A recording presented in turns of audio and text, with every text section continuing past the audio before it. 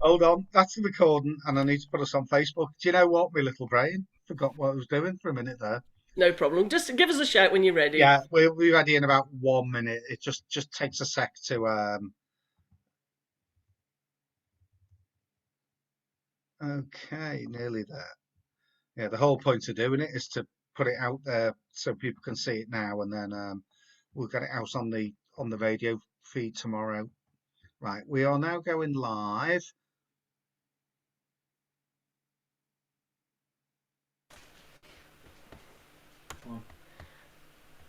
Okay, so can everybody hear me all right? Yeah, Brilliant. Okay, so I've just put a little quiz on the screen there for those who can see it. We'll be coming back to those questions later, but just as a bit of an introduction to what we're going to be talking about today, there was a big push in the 1839, 1840 to get people to move out to New Zealand.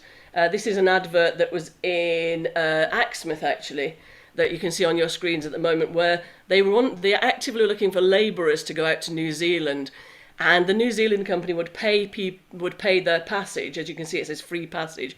It wasn't the most comfortable passage, but it was certainly more comfortable than the one that went across the Atlantic to America. And what we're going to be talking about today, and what we're going to be reading from, is this is a book that Jason's so many great grandfathers who was called Alfred Fell.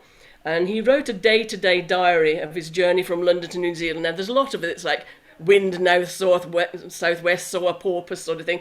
So we've tried to cut out some interesting bits. Well, bits that you'll hope you'll find interesting.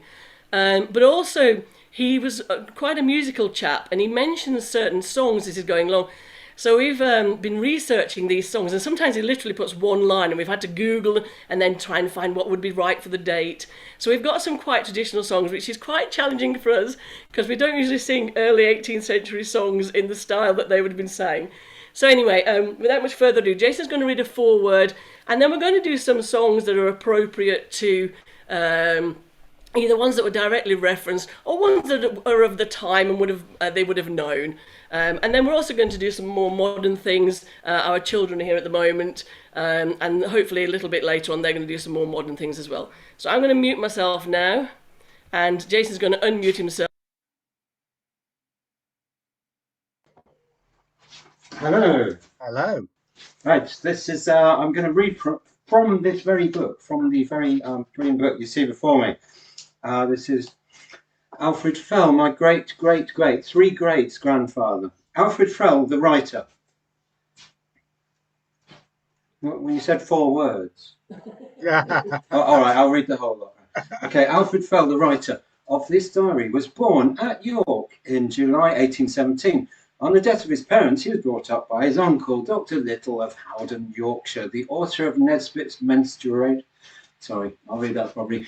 Nesbit's Mensuration, a standard work among surveyors. There you go, fascinating stuff. New Zealand, discovered by Tasman in 1642, was visited several times, and the coast was surveyed by Captain Cook. Ah, yeah, you know the Cook Straits, in 1770. In 1814, English missionaries landed there, and whaling ships fishing in the Antarctic seas made shore stations on both islands. The British government was continually urged to annex the islands, but refused, owing to the exhaustion of the Napoleonic Wars. New Zealand Company was, however, founded in England in 1839 for the purpose of acquiring land from the Maoris and settling colonists on it. Finally, in January... Sorry, somebody's got a question. Somebody needs to mute themselves. All right, somebody's unmuted themselves and we're echoing terribly. Is it you, Heather? Right, okay. The New Zealand Company was founded, I've lost my place.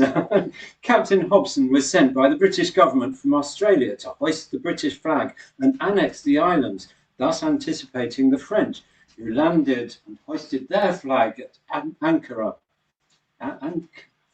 Akaroa. Right, Akaroa. Ankara's a long way from New Zealand, actually. Akaroa in the South Island in May 1840, 4 months too late. The New Zealand Company sent out several shiploads of emigrants who landed at Wellington, New Plymouth, Nelson, in 1840 and 1841. Alfred Fell, aged only 24, joined the band of settlers which sailed for Nelson in September 1841 in the sailing ship Lord Auckland of 628 tons register. The diary describes the voyage till the end of February 1842, when the ship's boats landed and food stores and the ship's cargo on the beach of Nelson. Nelson is on the South Island. I thought we'd do a little song here. We're going to do a song about leaving, about saying goodbye. It's called Parting Glass, and Heather's going to join me. We'll just sing one verse. Do you want to put it up on this screen so people can read it? Yes. Yeah, we're very organised here. We've got a little PowerPoint. Problem is, when I move down on my screen, it unmutes us. Oh, Yes, there you go. come on board. Come on board. Of all the money that e'er I had, I spent it in good company, and all the harm that e'er I've done, alas, it was to none but me, and all I've done for want of wit, to memory now I can't recall. So fill to me the parting glass. Good night and joy be with you all. Right, you need to mute yourself. Okay, so just one second, I just need to unmute me. We're going to have a lot of this muting thing going on. So just to give you an idea of the route that was taken. So this is the route who went from England, got stuck for ages, and then eventually went down. Now it seems strange that they skewed off towards Brazil, but the reason they did that was to catch the westerly winds. And I always get confused with winds. If it's a westerly wind, it comes from the west, it doesn't blow to the west. And then they flew across to New Zealand, and this journey took 5 months. So what we're going to do, so we'll just read the next part of the book, so we're just in that bit. Okay, so this is the start of the diary now. And so this just tells us a bit about the ship. So he's just about to get on the ship. This is September the 21st, 1841. The following day, shipped her passengers... Sorry, oh right, I beg your pardon, sorry, Jason just interrupted. Okay, so we're at the East India Docks. There we go. Okay, so on that morning I finished my business at 3 o'clock, joined the ship off Gravesend, but for some cause which could not be ascertained, the ship was put off sailing until the next day. It's a Friday. The captain was superstitious. The captain's excuse that it was Friday and we shouldn't sail on a Friday. Our cabin passengers are 15 in number, Mr. and Mrs. Otterson and baby, Mr. and Mrs. Jenkins, etc., etc. Mr. Barneycoat, will come back to him later. Some are quiet, some are noisy, and some are quite gay. Some are, but all are companionable and express a willingness to do anything to contribute to our mutual comfort. Individually, I dare say, I shall have occasion to speak to them all hereafter. In the steerage are 60 married people, 21 single men and 19 single women, 5 widows, and though with those 50 children, which make altogether 155 people.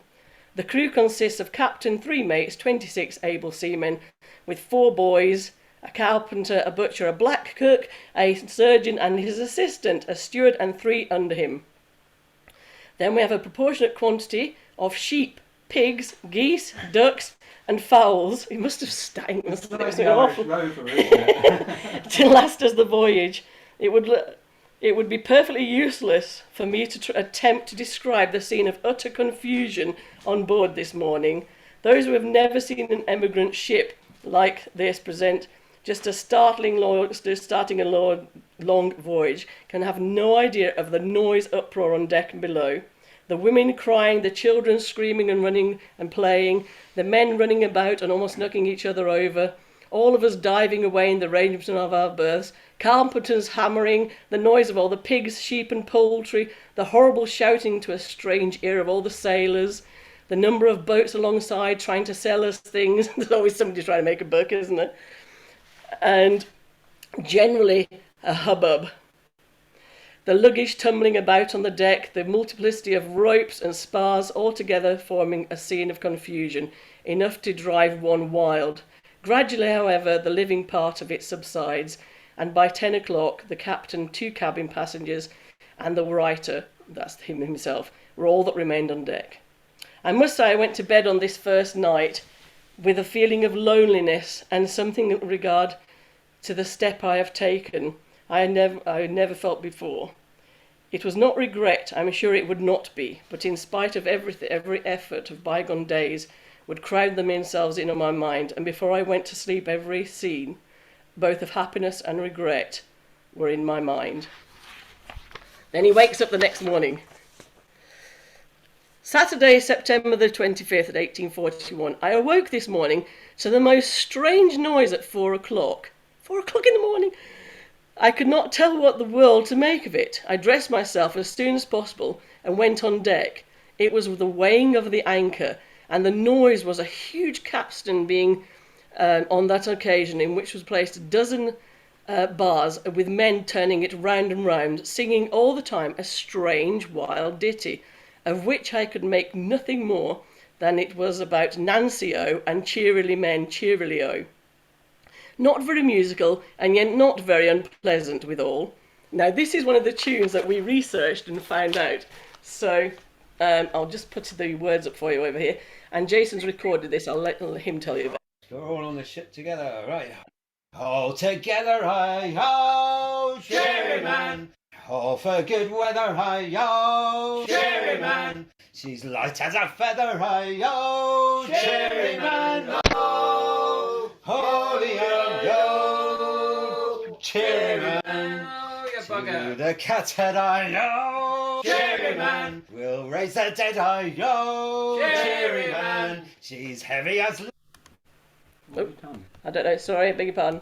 Let hi-yo, cheery man. Oh, holy-yo, cheery man. Oh, Sally Racket, hi-yo, cheery man. On my best jacket, hi-yo, cheery man. So the born ticket, hi-yo, cheery man. Oh, Sorry, I beg your pardon.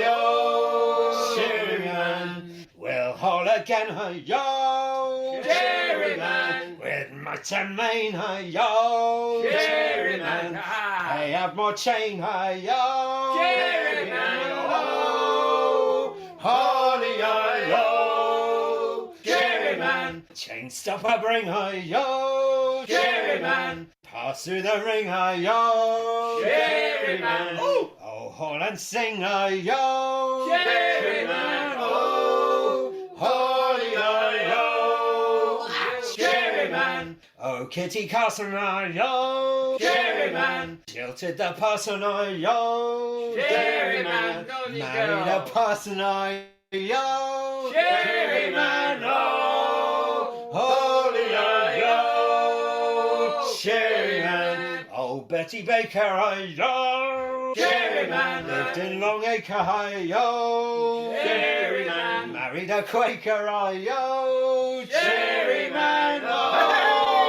holy-yo, cheery man. Now she's doing porridge. Oh, Jenny Walker, hi-yo, Cheery man. Married a hawker, hi-yo, Cheery man. That was a corker, hi-yo, Cheery man. Oh, holy-yo, Cheery man. oh, Polly Riddle, hi-yo, Cheery man. broke her new fiddle, hi-yo, Cheery man. right through the middle, hi-yo, Cheery man. Oh, holy-yo, cheery man. Did everybody hear that okay? Did that come through Yeah. okay? Oh, good. That's Sorry about really good. the We're trying. We're switching between two different screens here, and for some reason, if I try and press on this screen, it changes that screen. Okay. Anyway. So that was the Rusty Relics. How long did that take you to record, Jason? Because it sounds like you sang 4 parts there. I just told my mates, right, can you sing this? and the first time round it was too tuneful. So I said, no, come on, look, it's supposed to be tuneless and horrible. Can you detune yourself? So I think they did a great job. So they sang it out of tune. No, it really was good. Yeah. Okay, so what happened then?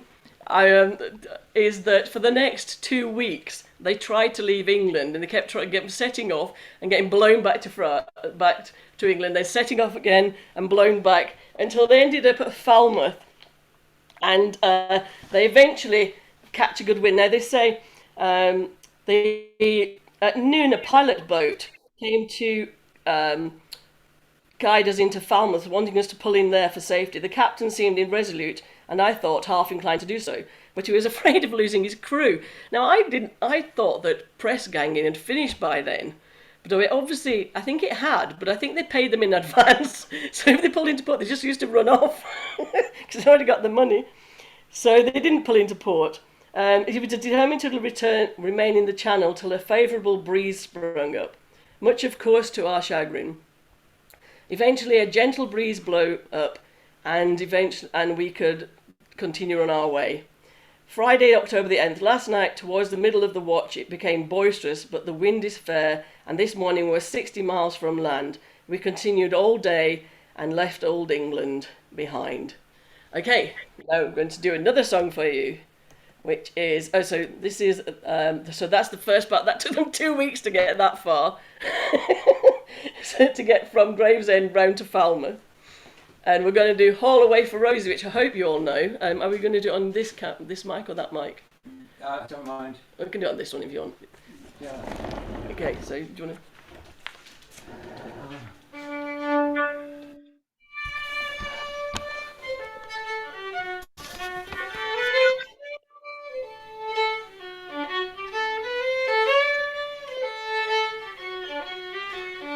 When I was a little lad, I saw me mother told me away, all away, we're all away for Rosie, away, haul away, we're haul away for Johnny Ho. oh, if I didn't kiss the girls, me lips would go mouldy. Away, haul away, we're haul away for Rosie, away, haul away, we're haul away for Johnny Ho.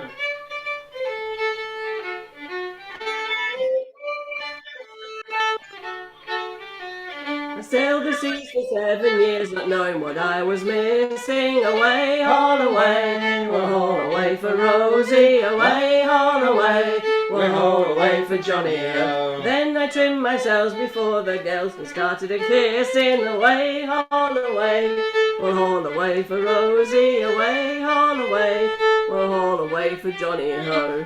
Louis was the king of France before the revolution. Away, haul away, we'll haul away for Rosie. Away, haul away, we'll haul away for Johnny O. Oh, then he got his head cut off, we spoiled his constitution. Away, haul away, we'll haul away for Rosie. Away, haul away, we'll haul away for Johnny Ho. You done? Sorry, I hope I'm not making...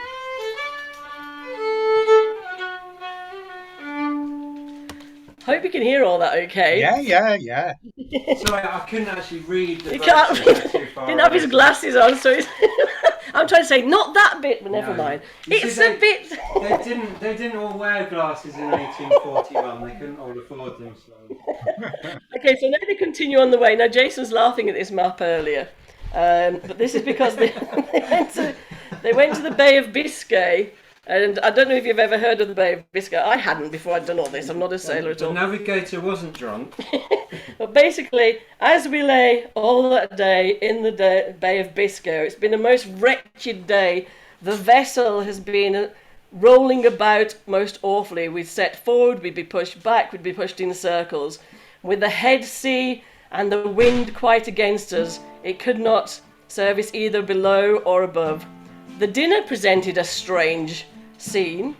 Everything that could possibly be had to be lashed down. The dinner presented a strange story. The first thing that went over was a tureen of soup. Then a boiled leg of mutton fell off the table. Soon the dishes shied themselves on the ground. After it went a decanter of sherry, potatoes, roast and boiled willed all over the place in every direction. But you cannot have any idea of the uproar amongst the eatables. Then it crashes every roll of the vessel, and the breaking of glasses and earthenware was alarming. We all took it, however, in good humour, and at every fresh mishap there was a fresh burst of laughter. I ate most heartily. Some people didn't, probably being sick like me I would have been. But we were still stuck in the Bay of Biscay. So Jason's going to sing you a song now by Andrew Cherry, and we researched this. And this is a song. Do you want to unmute yourself on there, or do you want to use this one? So this is a song about the Bay of Biscay and how you get stuck there.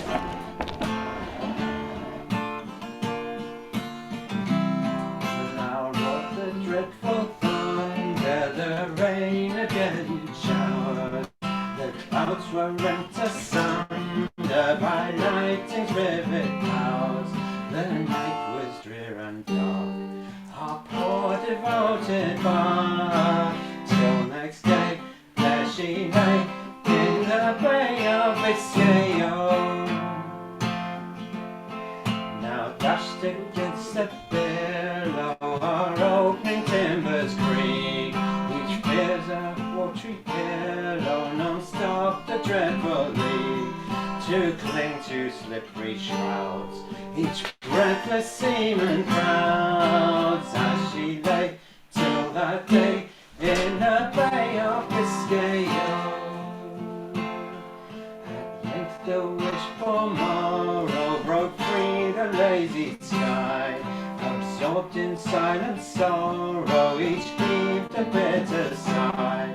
The dismal wreck to view struck horror in the crew, as she lay on that day in the Bay of Biscay. Her yielding timbers sever, her pitchy seams are rent. When heaven's all bound to sever, its burden mercy sent. Her sail in sight appears, we hail it with 3 cheers. Hooray! Hooray! Now we sail with the gale from the Bay of Biscay.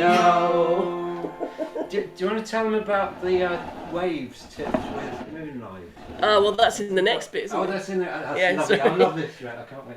Okay, so the Bay of Biscay. I don't know if any of you have been on the sea. I'm not I get seasick very easily, but apparently the Biscay. If we look at the map here, you get. I don't know if you probably can't see, but there are lines where the wind's just all going, and you just go round and round and round and get churned round. But that was actually a song that he literally quoted in the book.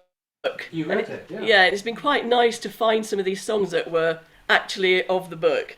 Okay, so they were stuck in the Bay of Biscay for 6 days, going round. I think I would have asked to go back home, quite frankly. I couldn't have stood 6 days stood there.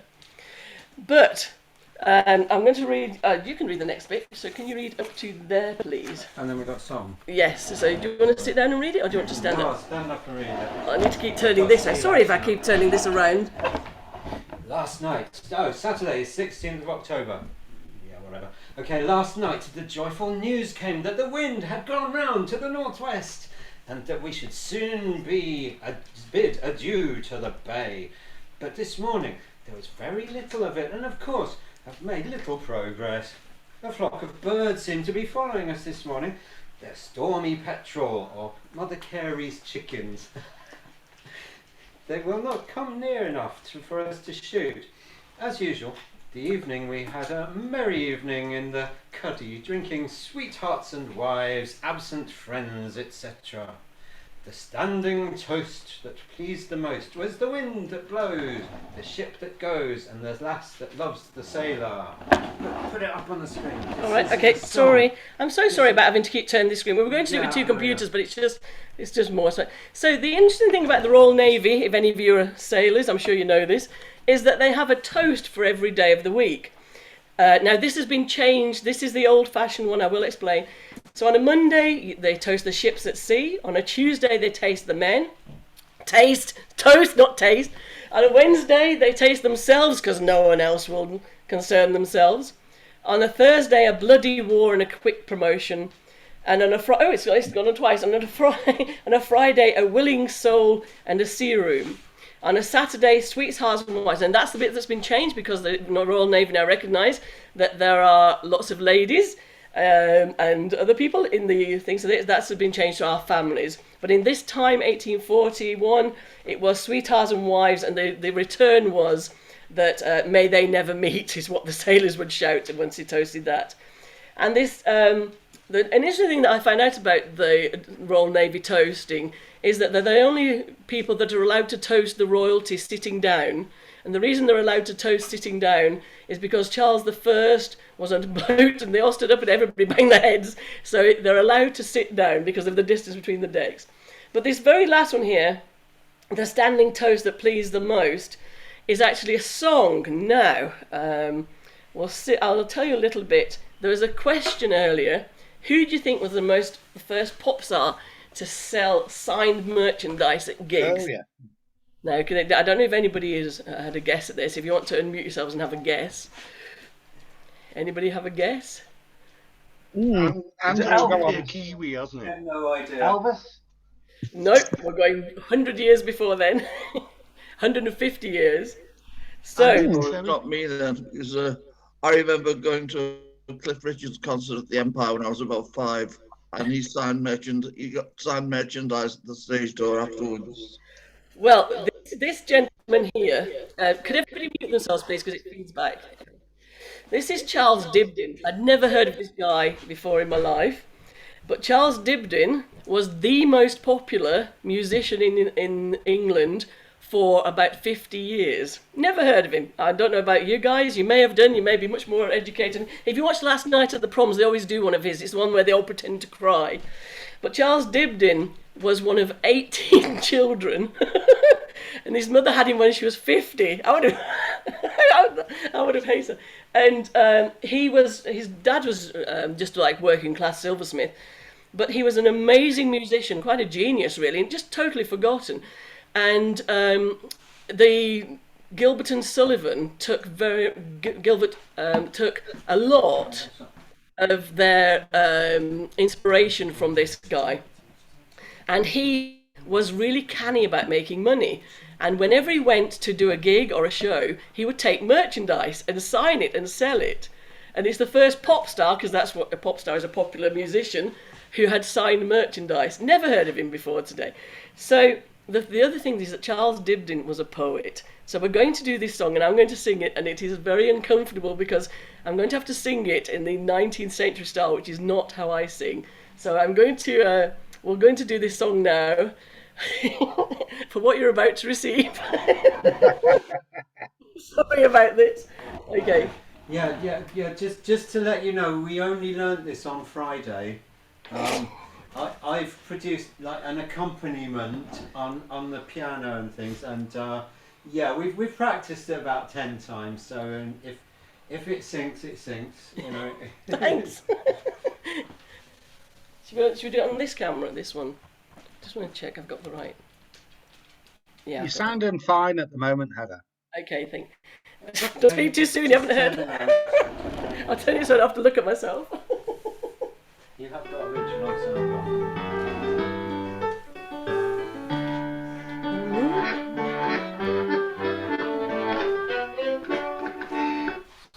Start again. Sorry, we went too soon. See, wasn't ready for that. I'll point it at you, and then you can hear me askance singing across you. And you can look at our cat, who's on the radio too. The moon on the ocean was dimmed by a ripple of foam. The so fast. Sorry about He's this. playing the wrong tune. He's playing the wrong tune. Oh, Well, that doesn't help me, does it? I was like, what? He had one job. Right, back to him. Got it. We're there now. Thank you. The moon on the ocean was dimmed by a ripple, affording a checkered light. The gay jolly tars passed the word for a tipple, and the toast for 'twas Saturday night. Some sweetheart or wife he loved as his life, each drank and wished he could hail her. But the standing toast that pleased the most was the wind that blows, the ship that goes, and the lass that loves a sailor. Some drank the Queen, and some are brave ships, and some the Constitution. Some may our foes and all such rips yield to English resolution. May place some poor or best that they strew may hail her, but the standing toast that pleased the most was the wind that blows, the ship that goes, and the lass that loves a sailor. Some drank the prince, and some our land, this glorious land of freedom. Some that our tars may never want, heroes bold to lead them, that she who in distress may find such friends that ne'er will fail her. But the standing toast that pleased the most was the wind that blows, the ship that goes, and the lass that loves a sailor. There you go. Well, that was Fabulous. very Fabulous. alien, was that? We'll sign the merchandise. Yeah.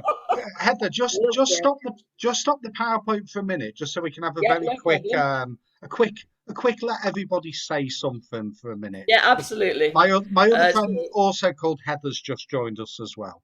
So we've got someone Yeah, new in. I couldn't hear anything for ages, and then suddenly no. I could. Ah, well, you're I with was us like, now. oh my god, I can't believe this. I've actually got in and I can't even hear everything. Everyone was just no. like moving and I couldn't hear anything, but it's all right now. Right. Yeah. So Alan and Sam, let's let you have a quick throw some words into the mix. Where are you on this voyage? You'll have to unmute, Alan. Right, okay. Well, I'd say first of all that quite clearly with our name and with the diaspora of the Hesfords and previously the Hasfords from Germany and all other combination factors. The sea obviously has some meaning to me, although I've only ever gone round these waters and to abroad. But I do enjoy trips on the sea. I've been around the Med a bit, but it's a very special thing. And I loved your songs, by the way. I did love them. Very nicely done. Tricky, but really quite funny and jaunty. Captured the spirit well. Thank you. And we've got my friend Neil, who's also a teacher, but teacher of computers, has just signed in. Hello, Neil. Hey, Brad, can you hear me all right? Yeah, we can hear you. You've missed some of the songs unless you were watching earlier, but Heather and Jason have been telling us the story of Jason's great granddad, who sailed from England to New Zealand in 1841. And did you know that there were 7 toasts that sailors did, one for each day of the week? Heather, can you remember them? Can you remember them?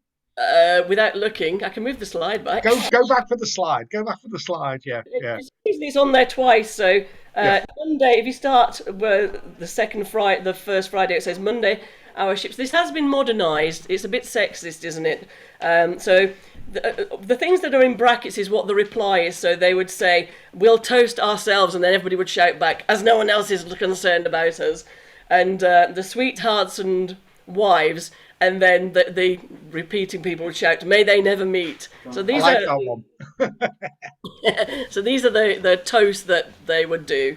But yeah, it's been very interesting researching these things and finding the songs that are appropriate for the era. Bit difficult to sing some of them, so we're going to do a couple of modern ones in this shortly. But yes. Hopefully, we didn't do too badly with the 19th century songs. Yeah. But amazing guy. If you those people who are interested in that sort of thing, researching music, never heard of him, and yeah, absolutely amazing. Just Heather, just quickly put onto the screen with Charles what his name is. So this guy was the first pop star of the 1800s, wasn't he? Just so Heather and Neil get a little flavour. He just quickly tell them what he did. Go on. Okay, so this guy was the 18th son of a silversmith, and he wrote thousands of songs. And actually, I forgot to mention, he was paid by the government to write patriotic songs for the Navy. So he wrote a whole book of some patriotic songs. Some of them you may have heard, but a lot of them, we removed some of the words, so a lot of it was like, "And we will go and fight the French," sort of things, because it was that time, it was Napoleonic times. And remember, there's only one of his songs that's really well remembered now, which is done in the old Last Night of the Proms, and it's the one where everybody pretends to cry because it's about somebody going away. But yeah, amazing guy, and he was very canny about making money because he wasn't gentry. He came from a sort of underprivileged background. Sorry, they're just practicing playing in the background if you can hear that. Sorry. So yeah, he sold merchandise, and he would literally sit there for hours signing books and whatever to sell, and he sold his music. And so what became this guy, because he sold his sheet music, which was very unusual at the time to sell handwritten sheet, it became the most popular music for 60, 70 years. You know, that's going some, if you think. And now it's totally forgotten, is it the HMS Pinafore? Is that? Well, that was Gilbert and Sullivan, yeah. Yes, that the second title for that, if you like, the subtitle is "When a Lass Loves a Sailor." Yeah. And it's from Dibdin's work. It was they were sort of paying homage, I suppose, very much, I suppose, like Oasis did to the Beatles. So paying homage to Dibdin. Never heard of the guy, only found it because through looking at this book. And it just makes you think, all these huge stars now, will they still be remembered in 60, 70 years? Well, that's a fair point, isn't it? I mean, in some respects, no, they won't, will they? That's the thing. Yeah. Well, I think there's, if you think of some bands that were one-hit wonders when we were young, that we can't remember the name of the band, but yeah, Dibdin. So somebody who should be celebrated more than they are, I suppose. I mean, I'm not a big fan of that. Well, Heather, there's some more research for you for 3 months down the line, is to go and get a top 10 of Dibdin's greatest hits, and Jason can play and you can sing. So yeah, you'd think that the BBC would have done a documentary or something. I'm sure they probably. Well, I think you guys can, and we'll put it out there. Why wait for them to do something that might get interested by people? Please don't make me sing early 19th. Alban, just it's like Jane Austen actually. He's the only musician that Jane Austen transcribed his work, because it was all sort of copying in those days. Whereas now I was going to say record it with a tape. You know, you used to off the radio, you try to stop it before they hit. But in those days, you used to write out the music, and Dibdin's was one that Jane Austen wrote out. And in the Dubliners by James Joyce as well, it's quoted. And so he's actually remembered more for being quoted by other people rather than the work that they did. But anyway, let's go back to having a little bit of a read here. Who wants to do this bit? Just read a little bit about there, and then you. Can you put me on the screen? On this screen? Well, you unmute yourself on that, and I'll mute this. So we're just going to mess with our mics. It's not Charles Dibdin. Oh, you're not Charles Dibdin. It's just that one. Sorry, I printed all this out very efficiently. So Where they've got I've to gone now on is the... Oh, sorry. Right. They've got to the tropics now. Heather, you're muted at the minute. So we both muted ourselves at the same time. That doesn't help anything. So they've kind of travelled down now. They're in the tropics, and they're suffering due to lack of water. So it's now October the 29th, and Jason's going to read to you what they were doing on then. So do you want to unmute yourself and I'll unmute? By far the greatest inconvenience we have is the want of fresh water. We have only a pint each day allowed for us for washing and everything, and that stinks, so that to drink any of it is out of the question. I have a string to my jug, and so send it out of the porthole and have a good souse in salt water. It is better than a thimbleful of the other, only that you cannot wash clean, and it leaves an unpleasant roughness of the skin, even with such talk of marine soap. When we left Gravesend, we had 95 tons of fresh water. Each ton, I think, they say, contains 247 gallons. But then there are so many of us, and so much is used in cooking. Besides, in case of emergency, it's expected to last us the whole of the voyage, although we expect to call somewhere about the Cape of Good Hope for a fresh supply, yet it cannot be depended upon.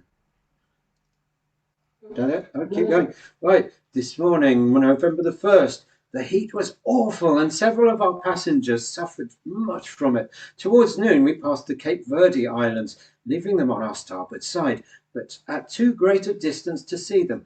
At 2 o'clock, one of those sudden squalls peculiar to these latitudes came on, and in a few minutes, from sunshine and not a cloud in the sky, all was changed into darkness until almost midnight. There was just one almost like midnight.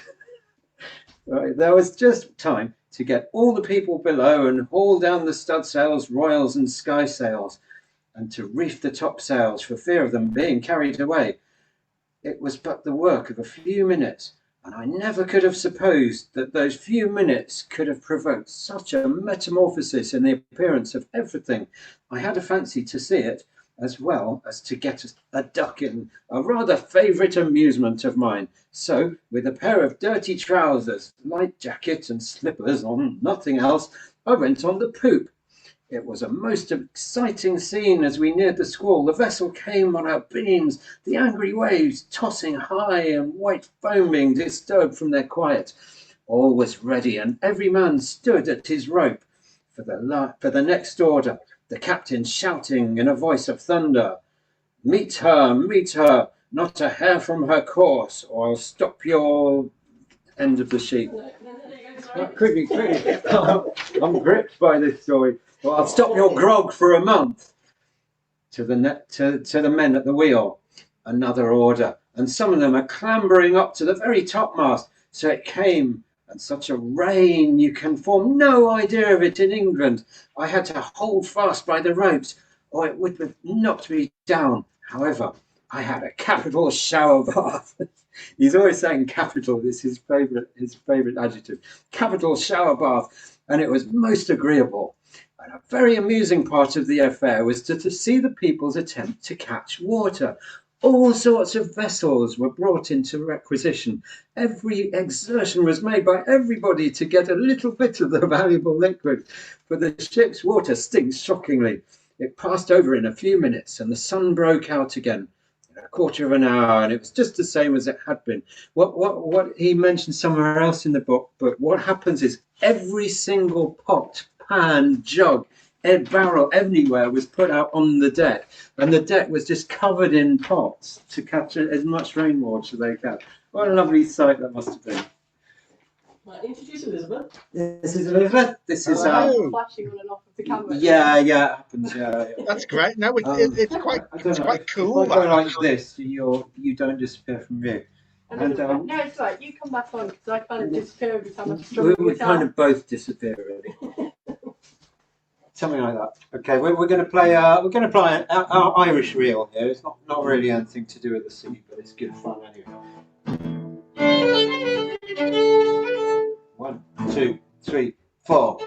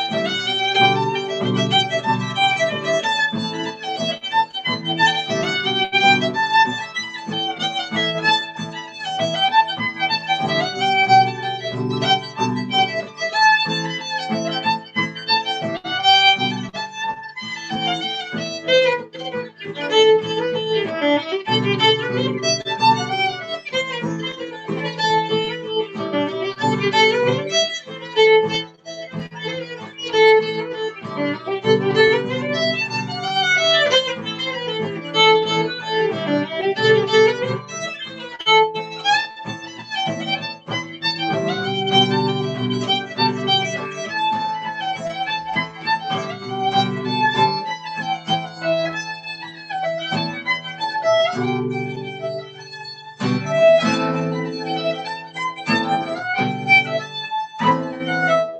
minor.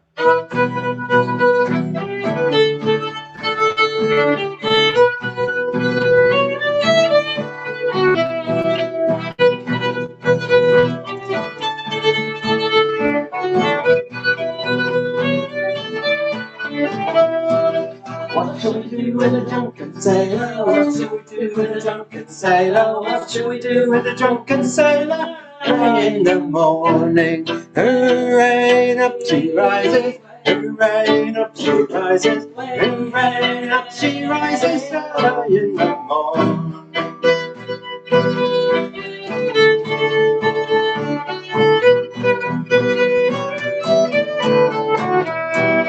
Putting in the slippers in the house pipe on him, putting in the slippers in the house pipe on him, putting in the slippers in the house pipe on him, early in the morning. Way hey, up she rises, way hey, up she rises, way hey, up she rises, early in the morning.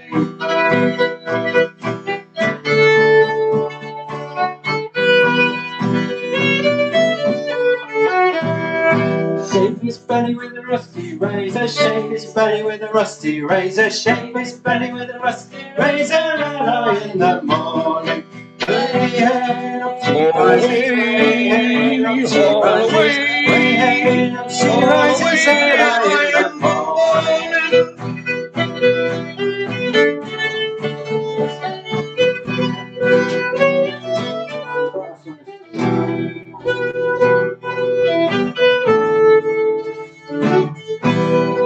Scream. There you go. Fabulous. Happy birthday for tomorrow. Is that your daughter whose birthday is tomorrow? Okay, so that was just something because people are drinking alcohol rather than drinking water a lot of the time. I think they So they often go did. into the tropics in Cape Verde. This is another one of my lovely maps to show you where they've got to. Now, and on November the 9th, they meet some people from Liverpool. And we're going to. I thought maybe somebody later might be singing "Leaving from Liverpool." So, Well, Alan or Andy might well know back to that. that. We're going to come back to a picture. That's a nice So picture. we're going. It's not a very nice picture. I love it. So we need to get Elizabeth and Alex need to come and join us now. We're just going to read this. So one of the problems with being in the tropics, where there was absolutely no heat and very little water, was that it sent a few people hysterical. So I'm just going to read you a little bit about that, and then we're going to do a song, because the way that they treated people with mental health in those days was not very good to say the least. So I wish we were out of the tropics. The heat is terrible. Last night I slept quite naked on the bed. It's fixed right under the porthole, which is wide open all night. In England, at the very height of summer, such a thing would kill one. But my bed place is at the best of the best kind, open and cooler than in the cotter hammock. The people in steerage must be burning up. But it is much too wide, my bed, at nearly 3 feet. The consequence is that every motion of the vessel, I'm rolling around from one side to the other. But it had best make it wide enough for my body so that it didn't fall out. The most serious consequences of the heat arises that when people walk into the sun catches the forehead in an instant, produces excruciating pain. One of our passengers had a slight stroke yesterday, and he has suffered much in the head since. The captain relates instances of madness and people being struck by its influence.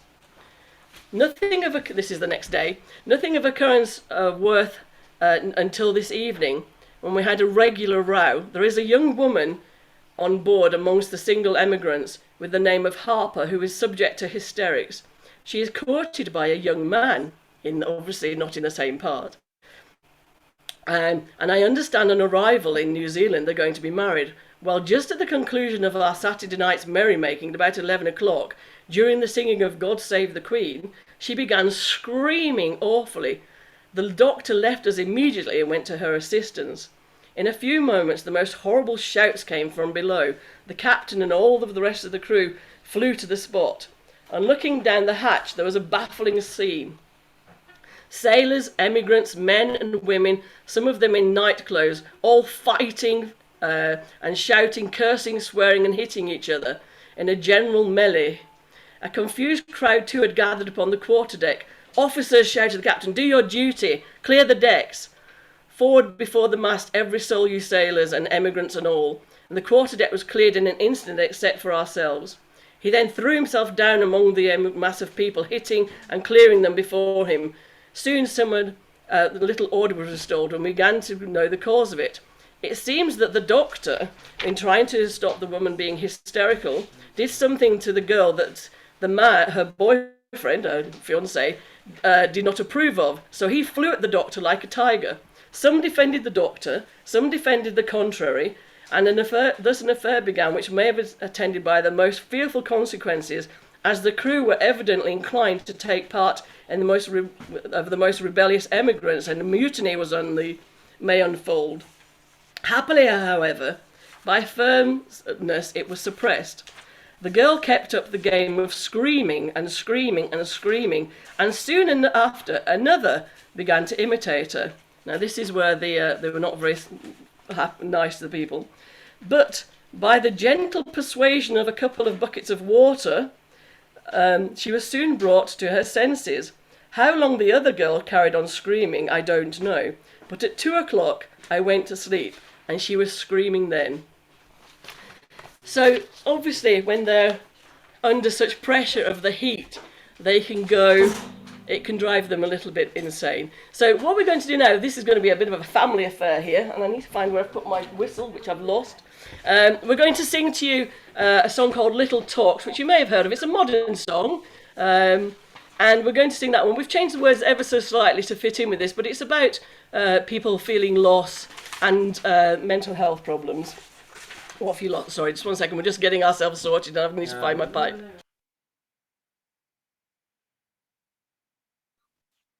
Hopefully everyone's enjoying themselves. Sorry, we're just trying to find the words for the song. Elizabeth's gone into the hold to try and find the. We got them now. Wait, you're gonna have to look at me because I'm gonna nod. But is that plugged in or not? Yeah. Yeah, we've got a couple of ships ghosts now. This is Alex and Elizabeth. Alex, hold this, please. Thank you. Right, I'm gonna nod at you when it's time for you to play. Okay. Right. I'm going to turn my camera off because I'm playing the pipe. It makes me laugh because people see me playing, so I'm just going to turn my camera off. Can you hold the lyrics so I can see them, Alex? Thanks. Watch me and move. Yeah. Right.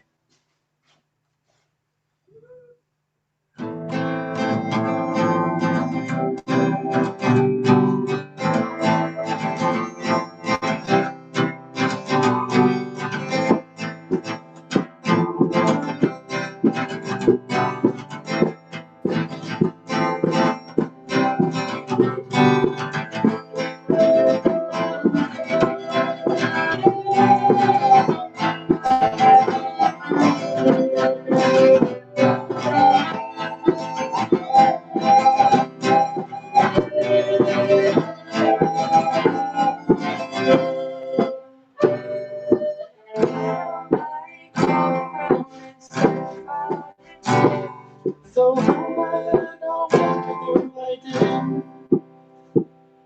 The deck screen as I sleep is keeping me awake. It's a good time to close your eyes.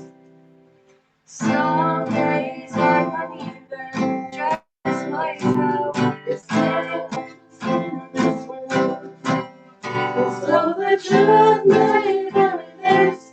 She will carry our bodies safe to shore.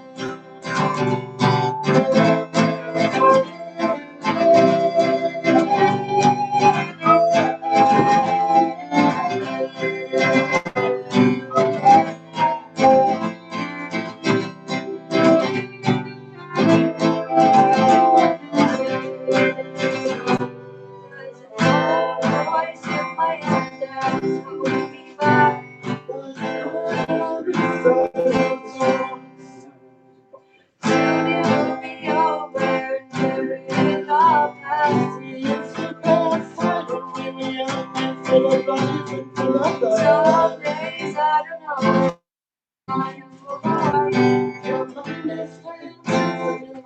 end. 'Cause all the truth may never this ship will carry all our bodies safe to shore. Sent to a paradise, the streets all sound the same. 'Cause all the truth may never this ship will carry all our bodies safe to shore.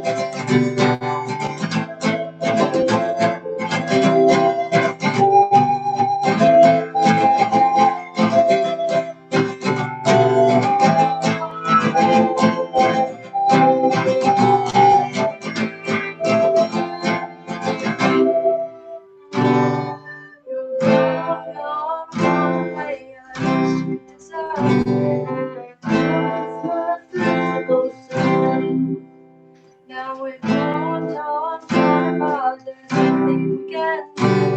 Just let me know we can see. Now wait for it and turn around. I'll see you when the ball is leaving. Don't listen to a word I say. The screams all sound the same. 'Cause all the truth may vary, this ship will carry our bodies safe to shore. Don't listen to a word I say. The screams all sound the same. 'Cause all the truth may vary, this ship will carry our bodies safe to shore. The truth may vary, this ship will carry our bodies safe to shore. Fabulous. Yeah. Mute myself. Fabulous. We had a few logistical problems then, as you may have seen from us charging No. around. And we can It only still see. sounded Oh, you good. can hear that all right. Could everybody hear that okay? Yeah. Sorry, I can't hear. We can't hear you. So I beg your pardon. Jason's muted everything. Oh, You don't mute your mic. I can hear you, Heather. It's okay. I'll mute it. You want me There you to- go. Sorry, we can't. There you go. Sorry, we can hear you now. Sorry about that. I hope you can hear that everything. Yeah. Hear you fine. Yeah. That's Yeah. good. Sorry. I couldn't find my pipe, and then we couldn't find the lyrics, and then Jason wanted you to see them and not me, and they all just went a bit. Don't worry. Yeah. Okay. So you need to unpin yourself. Yeah. What are we doing now? Unpinning yourself. Okay. So has anybody else got a song to want to do? Because we can carry on if you like. Well, We're at the equator. should we let Andy or Alan just dive in and maybe do a little quick participation? Andrew We can Hesford. do one if you're ready. Oh, Alan, do you guys want to do one? Yeah. We can do. That would be lovely. Yeah. Now, Heather, do you just want to drop the I'll stop PowerPoint off for a sharing. minute, and then we can put we can see everybody now, can't we? So Alan and are you two doing an a cappella sea shanty, or have you? yeah, I'm hoping that it's not taking anyone else's part. We've got 2 songs to do tonight if you want Go to. for it, yeah, But, absolutely. Apologies, I've still got COVID, so So she's very authentic in the voice for this. So she's got COVID still. Anyway, this is made popular by a Scottish lad. He's very rich and very famous now. Good on him. This is the Weller Man. Is that all right? Yeah, of course. Yeah. Okay. Can you hear us all right? That's the first thing. Yeah. Is it clear or is it breaking up? No, you sound absolutely fine, Alan. Are you ready then, Sam? Okay. The Weller Man. There once was a ship that put to sea. The name of the ship was the Billy of Tea. The winds blew up and I bowed it down. Blow, my bully boys, blow. Soon may the Weller Man come to bring us sugar and tea and rum.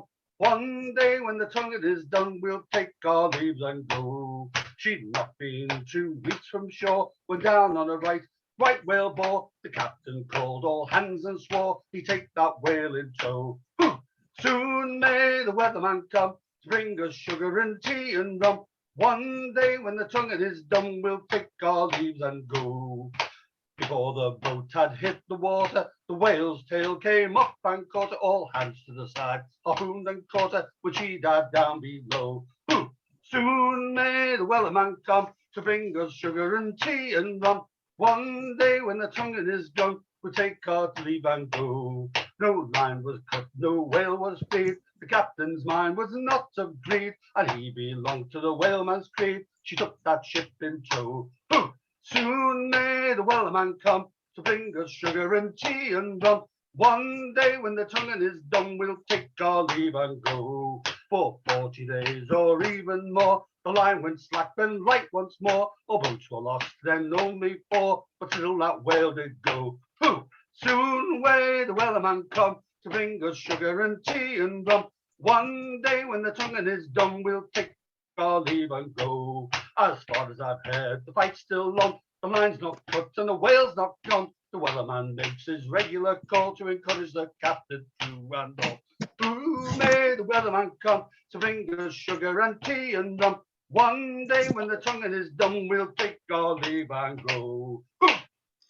Yeah, is your thigh rather sore now, Alan? Because that was a fair bit of whacking. Slapping Sam's. Ah! Could you hear us all right? Yeah, absolutely. Yeah. You meant to have done slap and tickle, so you should have been tickling Sam and slapping you. Yeah, so we've got another song. We want to do it now or later. No, do it now. Do it now. Later when my voice is coming back. Do you want to do it later? Yeah. Okay, do it later then. Do it later. All right, no, thanks very much, guys. Oh no, that was lovely. That was lovely. Alban, do you just want to unmute yourself for a sec? Hello. Hello, Alban. It'd be nice to. Alban used to live in Formby with where my shop was, and then unfortunately he's had to move. I don't know why. I don't know if the police really did come knocking on the door. But you live down in Dorset and whatever now, don't you? I do, yeah, down in Plodding. In fact, this time last week, I was sat in the Cross House having a pint by myself. Up in Formby? In Formby, yeah. Oh, you lucky boy. Yeah. I would have called in, only I didn't know what my times were going to be like. Oh, don't worry, you'll be up again before in the summer, I would have, yeah. And it wasn't a lucky boy, because I came up for the football and we lost to Nottingham Forest at home. Was that 4-0? No, do you mind? 4-1. 4-1. We scored a goal. Alban's a lifelong Blackpool fan for his sins, folks. And then even worse than that, on the Tuesday we lost to Preston. So I know that's the bad one, isn't it? That's the one. That's the one. Yeah. Have you got a poem? I saw your headline. Briefly glanced at briefly. Oh, New Zealand. Oh, I'll do something on Edmund Hillary. Yeah. And then it occurred to me, no, actually, it's about the people who travelled out there. And no, just that Edmund Hillary is fine if that's. Well, it's all right. I was going to say that I dug up this book, The Fatal Shore by Robert Hughes. Oh. And I thought that there must be something there about New Zealand, but of course, because New Zealand wasn't used as a penal colony, Tahiti and New Zealand were ruled out, so that Australia could be given full reign. But there were one or two references to New Zealand there, so I mentioned a couple of those. And if you want a poem later, you can have John Masefield's song about the sea or whatever it is. Anyway, so 1642, Abel Tasman is sent by the governor of who's called Van Diemen.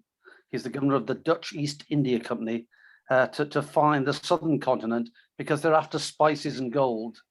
In fact, there's a very important spice they wanted, or at least it was a sea creature, a sea slug called a bêche de mer, which apparently looked like a shriveled penis. That's what Robert Hughes says, not me.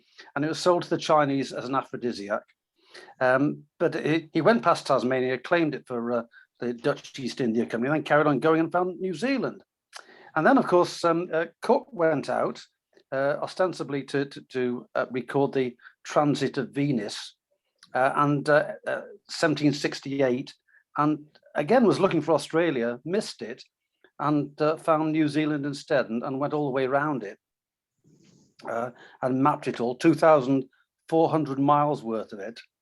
And Joseph Banks, the collector of the botanist and the collector of plants, was with him, and he wrote a very short sentence comparing them with other people. The Tahitians made love, but these men with faces richly tattooed like purple fingerprints made war. I suppose, Banks jotted, they live entirely on fish, dogs, and enemies, because the Maori greeted them with the haka and showers of stones. And the Australians apparently, when the big ships sailed into the harbour, just ignored them. But the New Zealanders, the Maoris, threw things at them. Anyway, so that was the bit of research you did. And if you want the poem, you'll have that later. Oh, we'll do a poem later. But didn't you two do a song about Van Diemen? Didn't you two do a song called Van Diemen's Land on one of their albums in the late 80s? I think they did, you know. Yeah, Dave the youngster might know that, being young. Are you there, David? Hello, Dave. You can unmute. Hello. Hello, Nice hello. to see Sorry you. about that. Yeah, Nice to see you, Dave. You'll know Hello. your popular young music. Didn't you two do a song called Van Diemen's Land? I think so. Unforgettable Fire album, maybe. You two wasn't my specialty subject, really. I couldn't really say from there, unfortunately. You can do a quick research while Jason and Heather are doing another song for us. Then you have to go on. Okay. Have you heard of Google? I've got a song as well, if you want one. You've got a song, Paul. Go for it. Okay. Okay. It's I have a feeling it was actually written by Hugh Jones, The Spinners. Yeah. It's not New Zealand. It's actually Australia. It was called That's Marco okay. Polo. Yeah. Marco Polo's a very fine ship, Captain our fastest on the sea. On Australia's strand we soon will land. Bully Forbes can look for me. Gonna jump this ship in Melbourne town. Oh, we're digging gold. There's a fortune to be found beneath the ground where the eucalyptus grows. Marco Polo, fastest on the sea. Marco Polo, fastest on the sea. The Black Ball owner, Mr. Bates, said to Bully Forbes one day, sir, it's up to you to keep your crew when the gold calls them away, sir. Said Bully Forbes to Mr. Bates, I have a plan so fine, sir. Leave it to me and you'll agree I'm the king of the Black Ball line, sir. Marco Polo, fastest on the sea. Marco Polo, fastest on the sea. When we arrive in Melbourne town, Bully Forbes declares there is scurvy. Now on this trip, you may not leave ship until we reach the Mersey. And as we lie in Porthouse Dock, I'll go to sea no more, sir. I've done me time on the Black Ball line under Captain Bully Forbes, sir. Marco Polo, fastest on the sea. Marco Polo, fastest on the sea. Fantastic, Paul. Absolutely fantastic. Might have written that. Yeah, that's fabulous, mate. Yeah, really, really good. I'm seeing your daughter tomorrow, by the way. Oh, good. Yeah, finally getting time to meet up with her. She's coming up to Formby to meet up with myself and Gavin from Formby Radio, because we're hoping she might. Well, she was always willing to be involved and do some stuff. So I think Gavin's got some ideas at long last about how she can do some production stuff or something. So he's treating us to a cup of tea and or coffee tomorrow at lunchtime. So it'd be nice to see her. Yeah. So Heather, do you and Jason want to do a little bit more, and then we'll let anyone else who's got a little bit to contribute throw something in a short while. So where were we up to? Right. Look at that, someone's drawn a big black line through the middle of the That's the equator. Ah. Not quite, is it? It is. That's as good as it. This is an 1840 map. That's as good as you get, the equator. Yeah. I'm just going to read a little bit about when they got to the equator, because there's quite a big tradition. So Sunday, November the 14th, at last All of last night is forgotten. That's, if you remember, this is the hysterics from the night before that you've probably all forgotten because there's been a big gap now. The young man has expressed his regret and sorrow for the part he took in the row and his willingness to undergo any punishment on that account. At 8 p.m. we passed from the northern hemisphere to the southern hemisphere. The crossing the line is quite an epoch in our existence, and we have to look forward to it for several days. The sailors have made great preparations to celebrate the event by visiting the visitation of Father Neptune to congratulate his children. I'll just put that picture on for you, because there's a certain thing. Apparently, and shave them. Apparently they shave the heads of somebody who passes over the equator for the first time. They still do this, apparently. But the ridiculous mummery was reactively put aside by the captain, so the captain wasn't having any of this.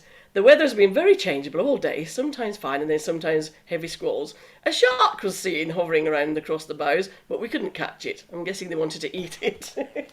So, over to you. You're going to do this now. Do you want to unmute yourself? So there's a poem, one of the guys, let me just put the guy on the screen. So this is, don't unmute yourself just yet because you'll feedback with me. So this is John Barneycroft, who was on the ship with Alfred Fell.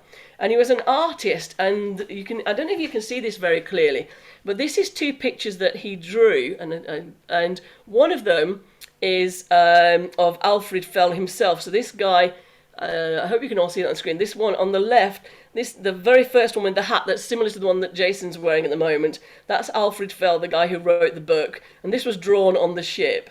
And this is a sketch that Barnacote did of the ship itself.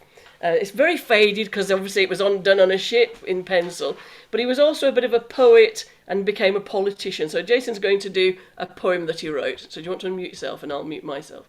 Okay, yeah, I'll unmute yourself. There it is. Okay, right, this is... Okay, great, okay.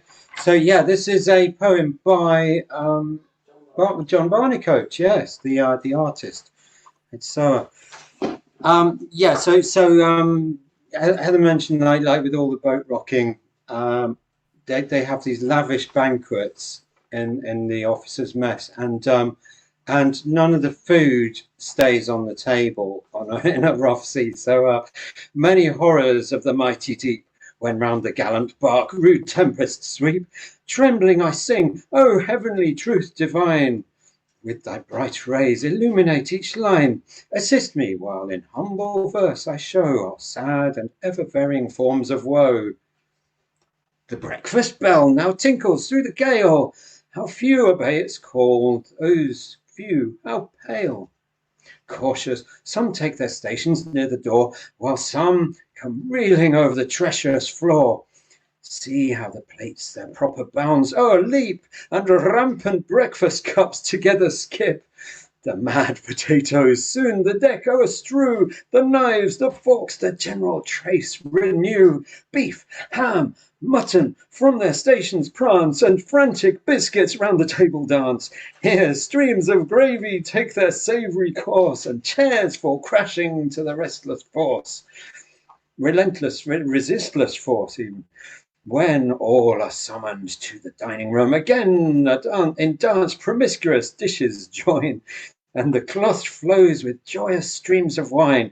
Now the mad mutton seeks the lifting deck. They drink wine at breakfast. Oh my gosh. And a mutton, yeah, wow. Mad mutton seeks the lifting deck. The plates, the glasses form one scrambling wreck. Now savoury soups their destined bounds o'erflow, and ribs of pork soon join the hams below. The restless beef no mortal arm can stay. Roast goose and mutton's pies pursue the slippery way. Compared with the woes to come, these are all right. These are light. Describe, O Muse, the mysteries of the might. How round the berth rebellious boxes fly, and treacherous cord let loose their trust from high. The lawless trunks now this, now that may glide, or rush with fury against the creaking side. E'en books sedate leap with tumultuous roar to join the water jugs that strew the floor, and luckless chairs around the cabins fly, and banging doors restraining both defy. Against the wretched tenants all conspire, and rouse with endless noise their maddening ire, beaten and bruised, in every effort crossed, or on the floor and forth impetuous tossed. In vain for pity or for aid they call, for fate alike is pitiless to all. Okay, so that's Barleycroft. Now, I'm just going to take a little bit of an aside here, because the next place that they go to is Tristan da Cunha. Now, I don't know about anybody else, but my dad was a very keen philatelist, a stamp collector. It's not done very much anymore, because apparently it's much too easy to forge the things. And he bought us all stamp collections for some certain islands. And I had Tristan da Cunha, my sister had Kiribati, and somebody else had Tuvalu. And Tuvalu apparently is a very wealthy island now. I don't know if you've... Tuvalu, you know we have .com or .co.uk. Well, Tuvalu have .tv. And so everybody who wants a .tv has got this... and Tuvalu's, I think it's something like most of their income now comes from selling .tv on the end of people's things. But anyway, Tristan da Cunha. And they reached Tristan da Cunha.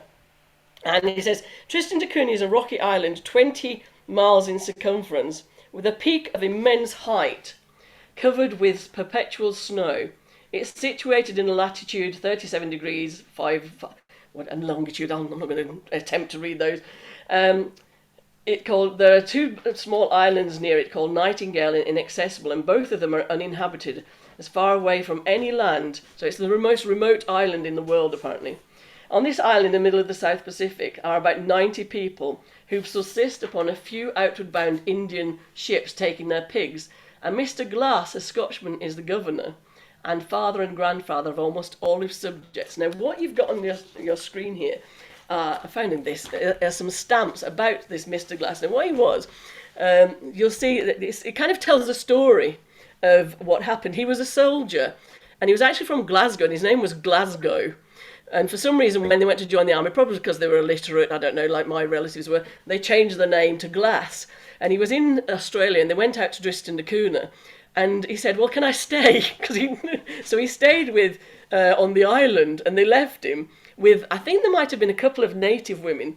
And he then basically had lots and lots and lots and lots of children. And still in Tristan da Cunha to this day, there's disproportionately, like most of the people are called Glass, from this one guy who stayed there and had lots and lots and lots of children.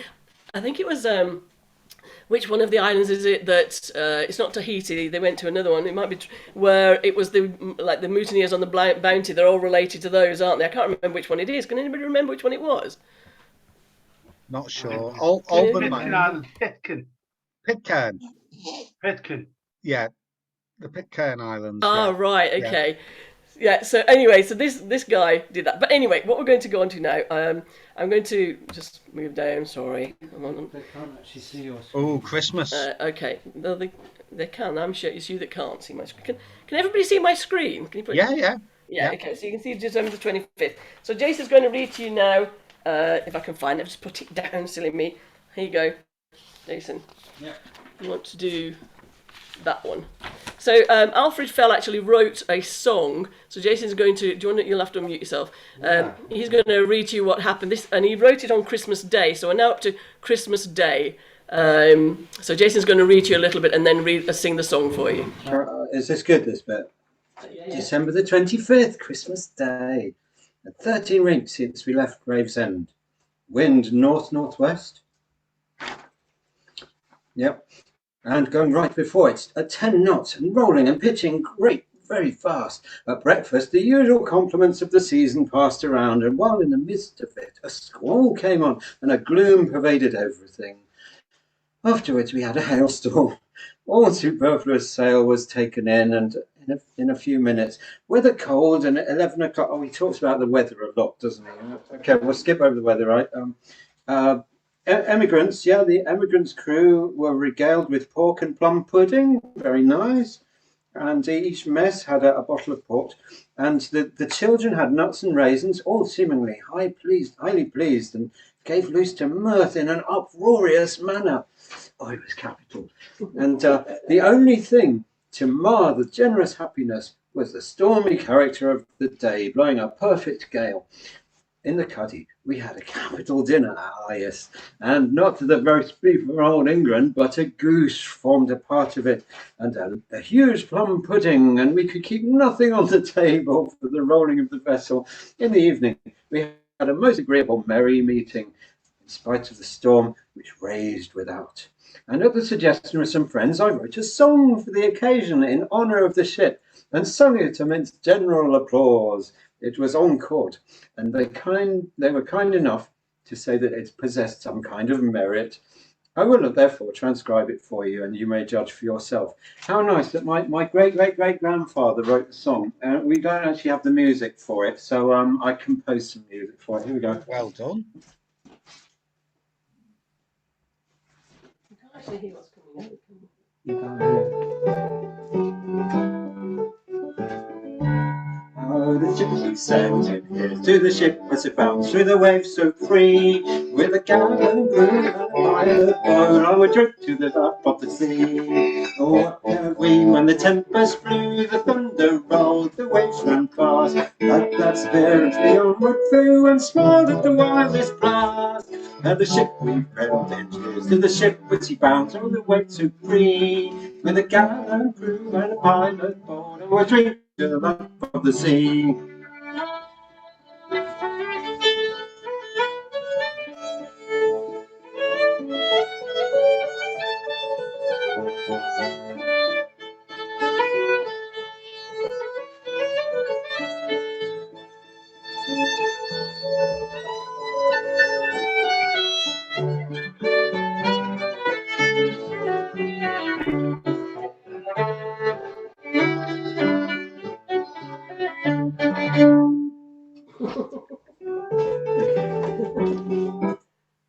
Don't unmute yourself. We need to hear people. I can't hear anybody. I didn't mind. Wait. Okay, so that was Christmas Day. That's a song that you wrote, so I just need to move this. And now we move on to December the 31st. Now, December the 31st, what they did was they went right down south to try and catch those westerly winds. And the captain was actually criticised for doing this because they took them within danger of things like icebergs, which you tend to think about with things like the Titanic. You've heard of obviously the Titanic, but they still got them in the Southern Ocean as well. So I'm just going to read how bad the storm got. And I was actually early today I was thinking, well, maybe I could play a video of how bad the seas get down there. And it made me feel sick watching this because I get so seasick. So apologies. I did have a video. It was the New Zealand Navy going through these seas, but I can't watch that. It made me feel nauseous. So anyway, got up this morning at 4 o'clock. He always gets up at 4 o'clock to see the sunrise. Amply repaid for my trouble with the splendour of the scene. An iceberg in sight, about 20 miles on our weather side. It is a huge rock of ice in the shape of something like one of the Canary Islands we passed. The captain has never seen one before, therefore I suppose it to be very unusual, and as such was an object of interest to us all. It has, of course, drifted from the south. One of the men struck a porpoise. Sorry, this is obviously not very politically correct, this. With his harpoon, but the instrument would not remain in the back, so we lost the fish. The wind is north-northwest. Being this, it went with the went in the poop. It continued till 8 o'clock, when the storm burst into a wild fury around us, tearing everything before it. Tremendous seas came over us, sails torn into ribbons, and leaning so much that sometimes the cuddy seemed to be on the floor. At 8:30, the spars lashed at the side of the longboat came down with a tremendous crash. At the same time, the maintop, gallant, mast, and yardarm both smashed to the deck. This left the appearance of the main mast and a very perfect wreck. This eased her a little, and the gallant vessel bowed before the fury of the blast. Mountainous waves and valleys troughs we flew over. Soon we rose triumphantly over the topmost wave. The only fear now was that she would be taken aback, for the 4 men at the wheel had not the slightest power to steer her or keep her on course. The carpenter was ready with his hatchet to cut down the mainmast should that occur. Happily, this did not occur, and although the gale still continued its fury till noon, all danger seemed to have passed. So, we're going to do another song for you, The Mermaid. Yeah.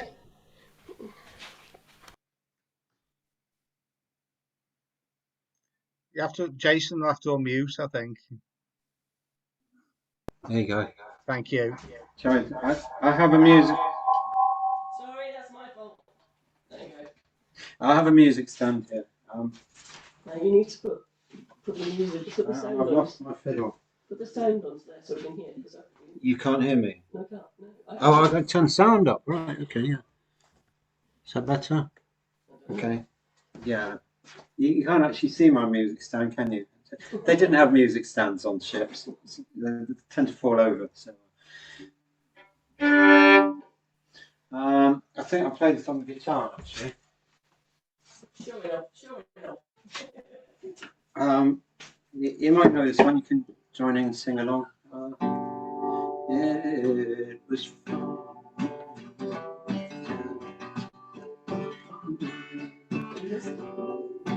I'm just trying to remember the words.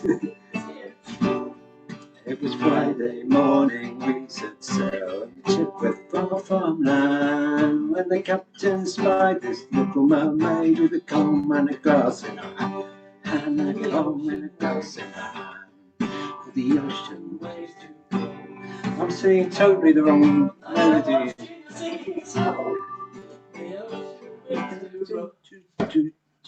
Plenty many tunes today, plenty many tunes. The ocean winds do roll, and there was stormy.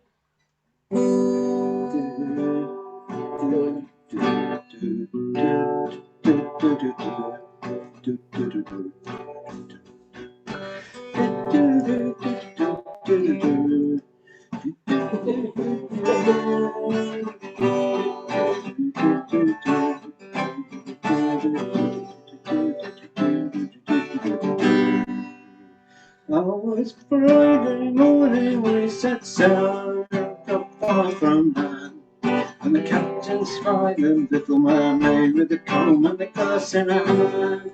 Oh, the ocean waves do roll, and the stormy winds do blow, and we jolly sailors skipping up aloft, and the land lovers lying down below, below, below, and the land lovers lying down below. Up but the captain of a gallant ship, and a fine old captain was he.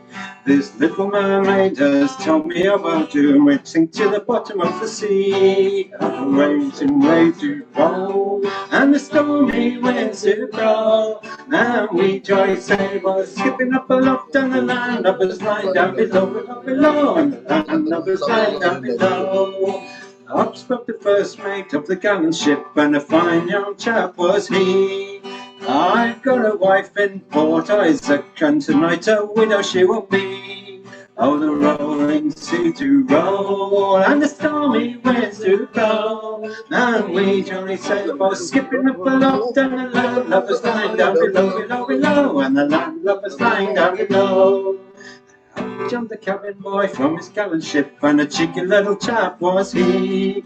I've got 3 girls in passing by the sea, tonight they'll be weeping over me. Oh, the ocean waves do roll, and the stormy winds do blow, and we jolly sailors up aloft, and the land lovers lying down below, below, below, land lovers lying down below. Up jumped Tony from a gallant ship, and a crazy God burning was he. He said, I care much for my library books than I care for the bottom of the sea. And the waves do roll, and the stormy winds do blow, and we jolly sailors skipping up aloft, and the land lovers lying down below, below, below, and the land lovers lying down below. 3 times round spun a gallant ship, and 3 times round spun she, and 3 times round spun a gallant ship, and they sank to the bottom of the sea, the sea, sank to the bottom of the sea. Oh, the ocean waves to roll, and the stormy winds to blow, and we jolly sailboys skipping from the land of us lying down below, below, below, and the land of us lying down below. I got all the words, not necessarily in the right order. Thank you. I'll mute myself here. So, we keep feeding back, so I'll mute that one. Okay, so well, somebody's already done. You need to mute that. Sorry, we're recording on us. We're feeding back on ourselves. So somebody's already done the Wellerman, but because the next thing they do is they meet a load of whales, because obviously they're in the Southern Ocean now, and they meet some whalers from America. So I'm not going to read too much of this because obviously we've already we've already heard the Wellerman. But the two vessels lay each other, sails aback, and the four of us went aboard the American vessel. They treated us most hospitably and gave us boxes of cigars, but they were not very nice cigars. We saw whales gambling and tossing around in the sea, and they told us that they got 200,000 gallons of oil. That's from the whales. That's not very nice, is it? Where are we up to with this thing? I need to go back to this thing that I'm showing you. So we were going to show you the Wellerman, but you've already done it, so that's okay. So just in case you were interested, this is what the conditions were like. Now, I don't know about I've got Irish background. I don't have anybody from the southern part of the world, if you like. And they actually looked after the passengers a lot better on the ships going to Australia. Not the convicts, obviously, the passengers, because they were paid to look after the passengers. So early on, this is very early people going to New Zealand, they looked after them, they gave them good food, and they were relatively well cared for. And there was a question on the quiz right at the very beginning asking how much the doctor got paid to deliver people alive. Well, he got paid something like 5 shillings for every person over 14 that he delivered. But as a sign of the times, they didn't pay him anything if he got babies there, okay?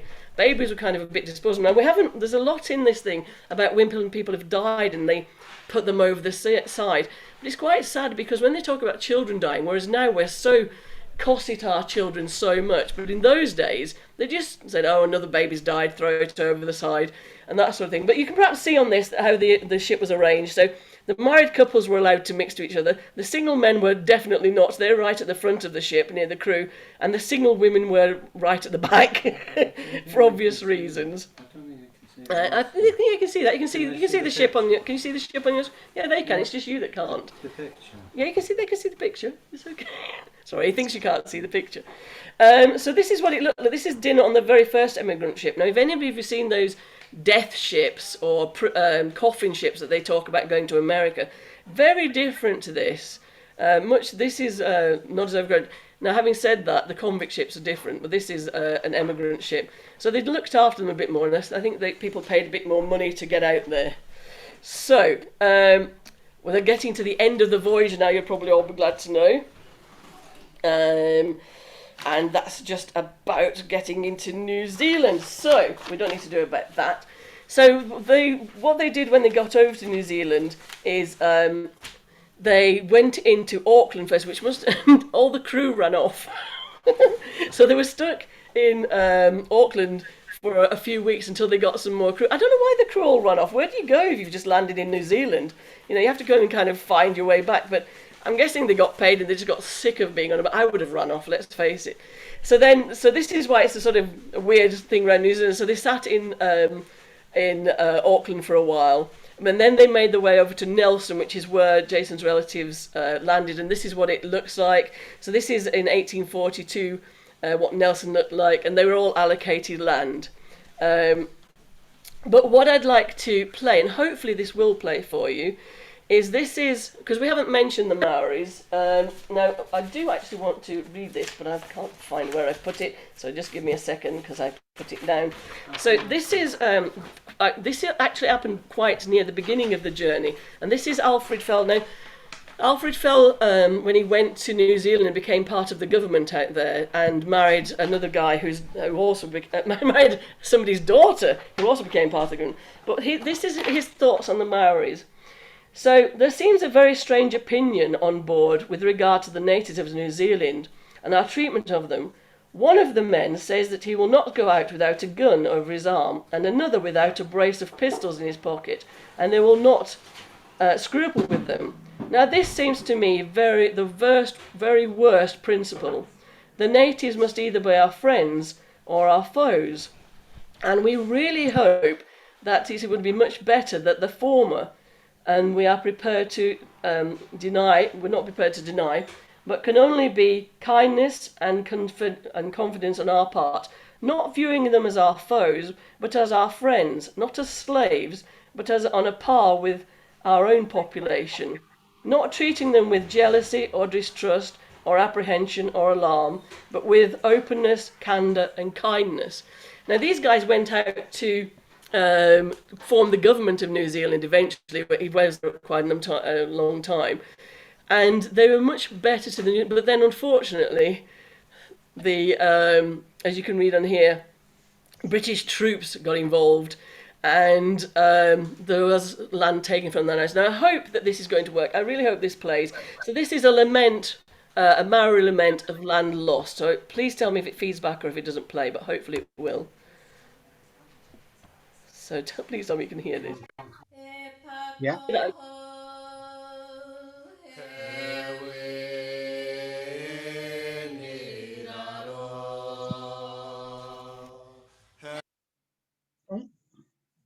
Can you not hear it? Sorry. It's paused, I think, Heather. Oh, it's okay. It's when I press. Sorry.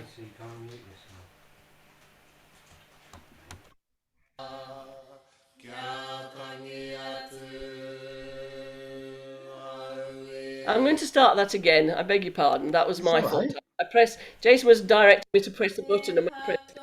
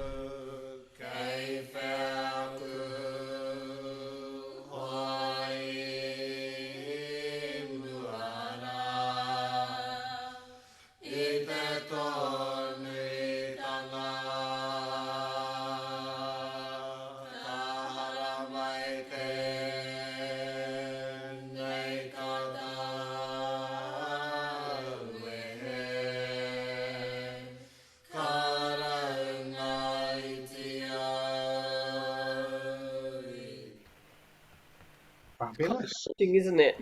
Lovely. Isn't it all sad about we go somewhere and decide that we've got every right to tell people where to go, what to do, and you know we've just arrived and they've been there all their lives, and yet we suddenly take control, don't we? It's terrible. The difference with the Maori as opposed to the Native Americans and the Aborigines is that this is after slavery, don't forget. The slavery had been abolished by now, and they went out and actually traded land. But you got some unscrupulous people who worked for the New Zealand company who said, oh, the Maoris have agreed we can have that land, we bought that land off them. And then they'd move people onto it, and the Maoris said, just, no, we haven't. So there was a kind of every good intention to do it properly, but then you always get people who think, oh, we'll just push it a little bit. But what the Maoris did in Nelson, in this particular area of New Zealand, they had not this agent, but an agent came over from the UK and said, oh, well, they've said we can buy that land, thinking that these natives meant, would just roll over. And they fought back, the Maoris. They weren't taking it, and there was actually a massacre.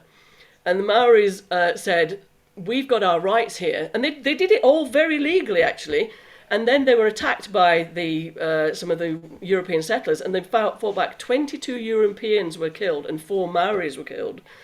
And the Maoris won the case. They said, no, we haven't sorted it. So they kind of I don't know whether it was an attitude that we're going to work with you rather than work against you, having all that experience of, I mean, 50 years before in the Americas and the Native Americans over there. But yeah, so, and then obviously as the troops, more and more troops went over, it got a little bit more contentious. But hopefully things. So you've got the foreword, and you need to read the end of it, which is what I was just pointing at you. So you did the foreword. He's got to find this now because he just threw the papers. It's just the 5 words. Yeah, so it was page 1 and 2. He just picked the papers and went because he thought he'd finished, and now he's lost them. Look, so can you find it? So it's okay. So you need to unmute yourself, and I'll mute myself on here. So this is Alfred Fell at the end of his life, obviously, later in his life. That, yeah. Oh, sorry. Yeah.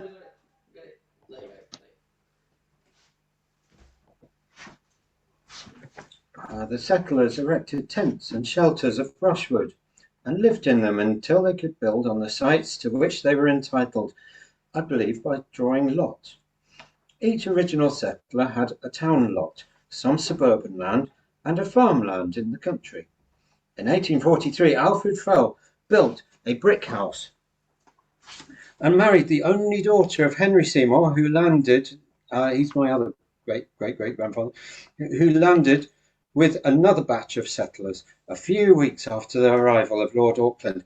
He founded the firm of Fell and Seymour Merchants, which prospered, and in 1859 he retired from business, bringing his family of 6 sons and a daughter to England to educate. 3 of these sons later settled in New Zealand. He had gone out with a small capital and after 18 years' work returned home a prosperous man. These details are given to supplement the diary and to lead others to take their courage in both hands and seek the fortune in the corner.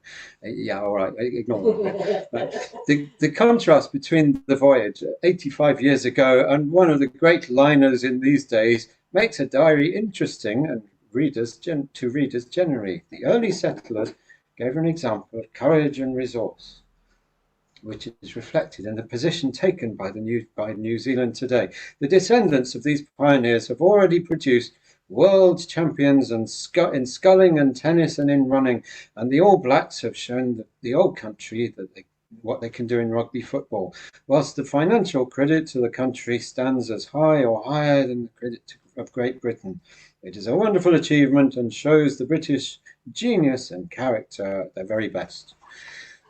Yeah, all right. I'm not sure about that, but that is the. Are you muted? Yeah. Okay, so I think that's the end of what we're doing. Yes. So the end of the story is obviously that Jason's mother was born in New Zealand and returned over here, and she came back on a ship too after World War II, and it took them 6 weeks as opposed to 5 months. But she came back with people who'd been evacuated to New Zealand during World War II. And she said, it wasn't fair, you know. The evacuees, they were treated so much better than us. They got birthday cakes. And I thought, they've been sent to New Zealand, the other side of the world, for 6 years. And you're just coming back on a ship with your parents. But she said, oh, they got birthday cakes and we didn't. So anyway, that's the end of that. I hope you enjoyed that. Yeah, fabulous. Fabulous. Honestly, fabulous. Okay, so I'm just going to...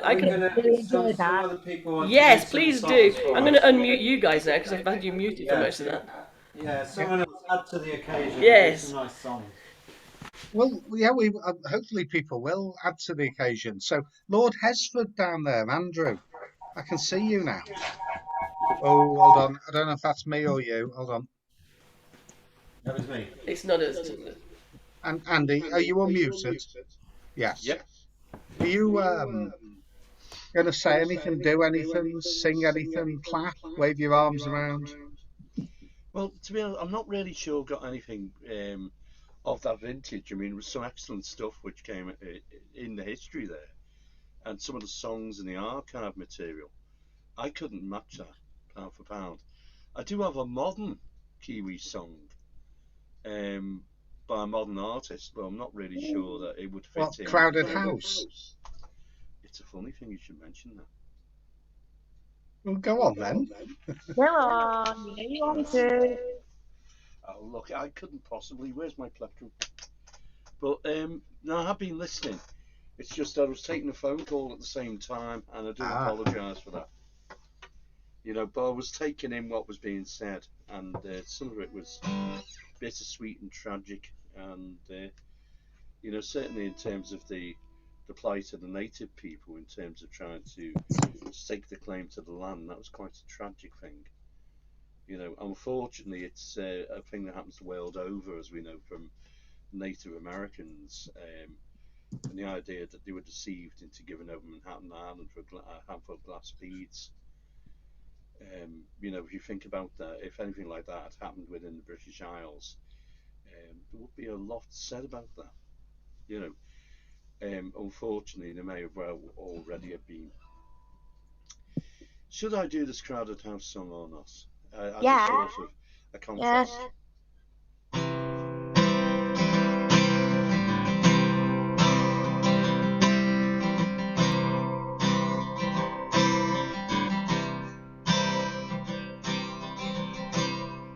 We're deep inside, something's got a hold on you.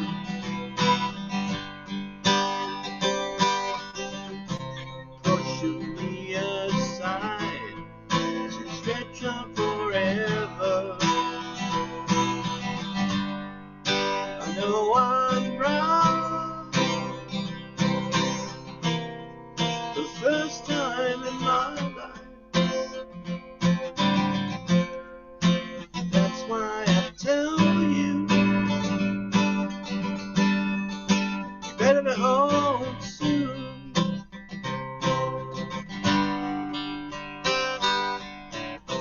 Straight back of clothes, of lies and deception.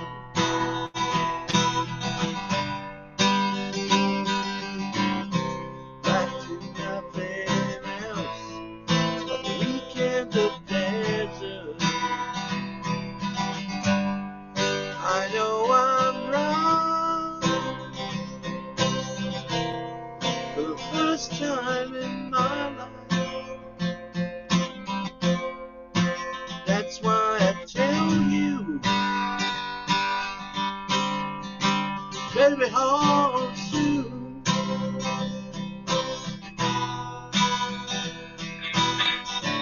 Don't say nothing more, don't say nothing wrong. When you come back home, maybe I'll be gone.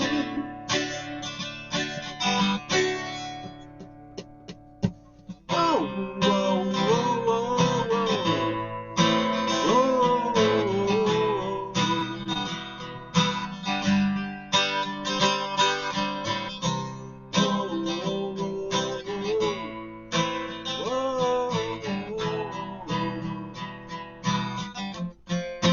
life goes on, life goes on, life goes on.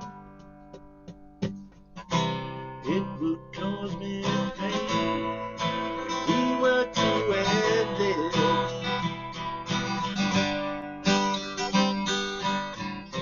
I could start again, you can depend on me.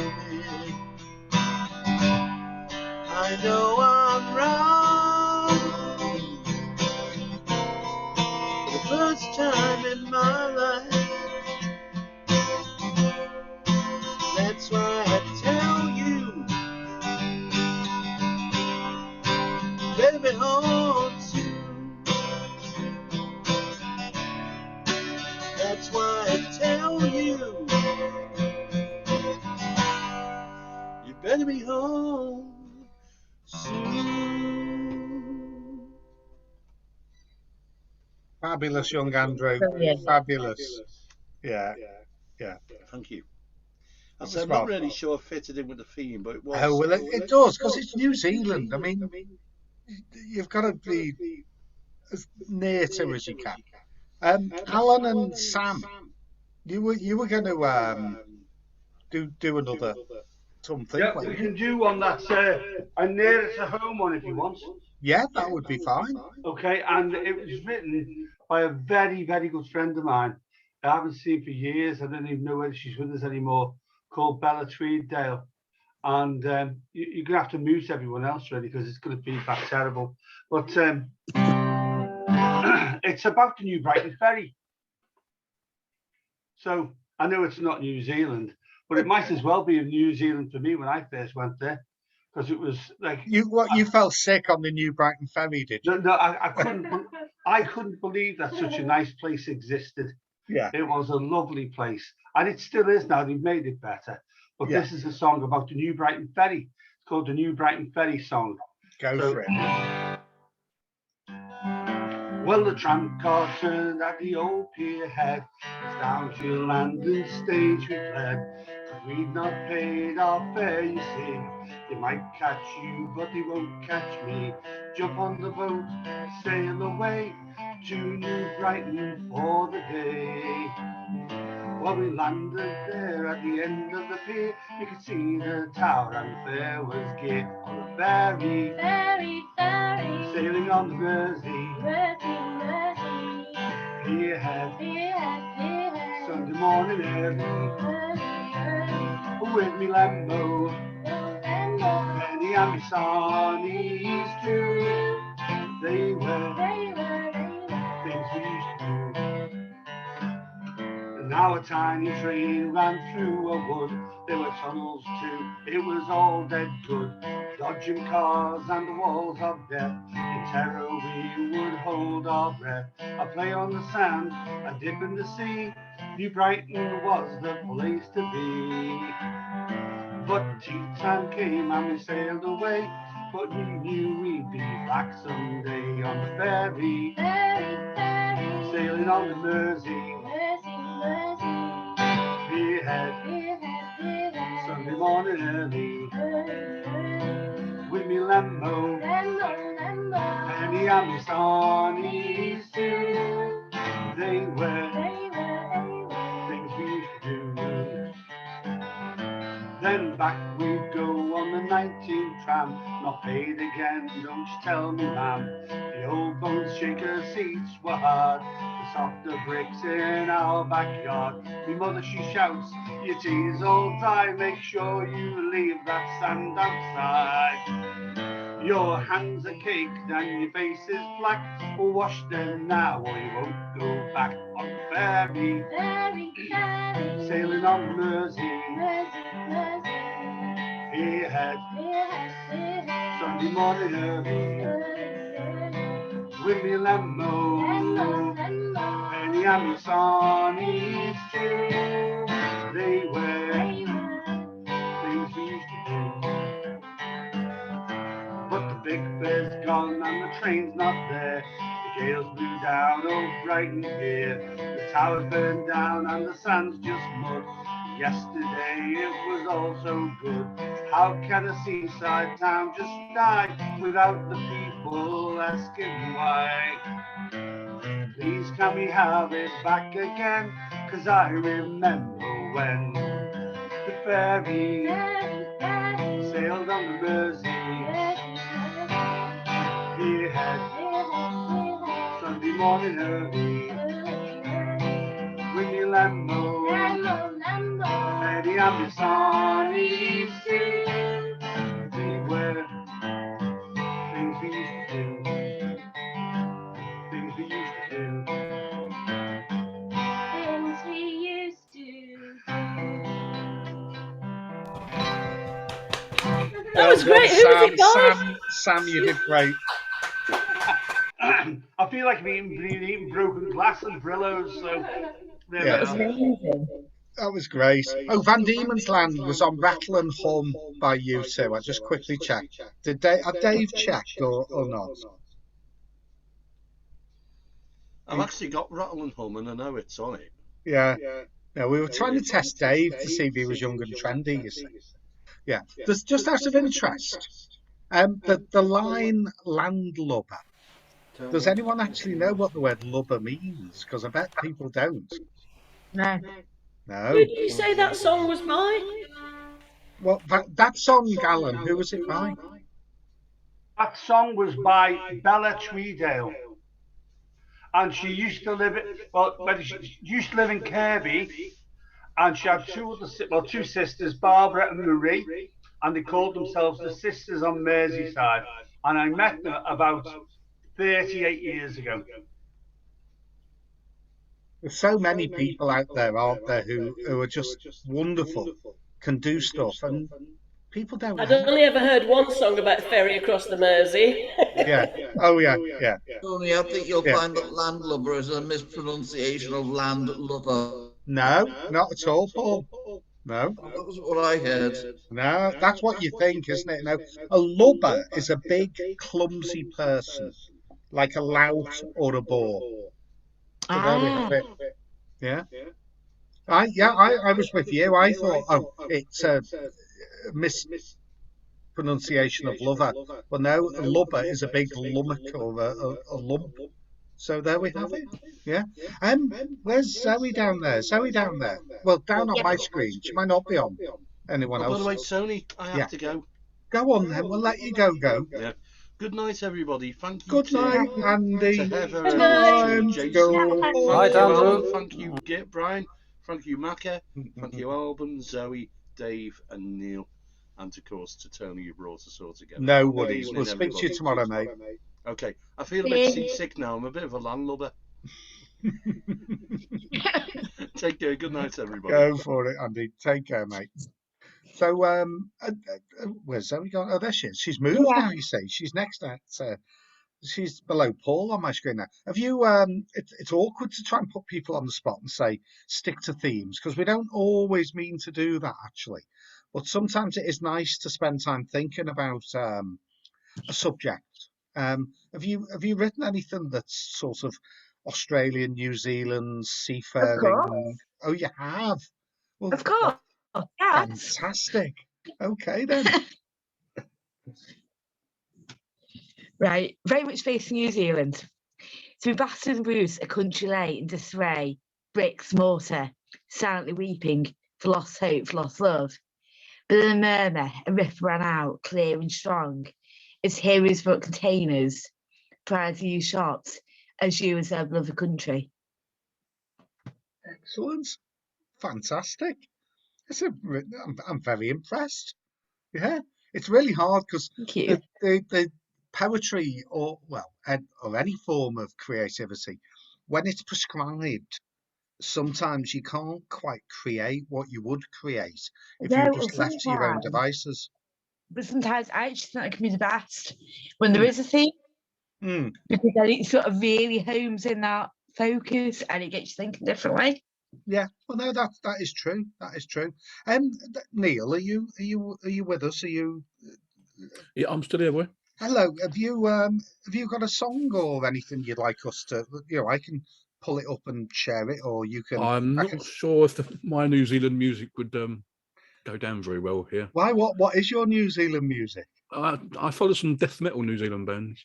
Well, nothing wrong with a bit of death metal. You want a bit of death metal? Yeah, why not? Yeah. Hold on, let me make you a co-host. I won't let it go all the way through. Yeah, listen, Dave will probably like this. Dave's a bit of a guitar geek.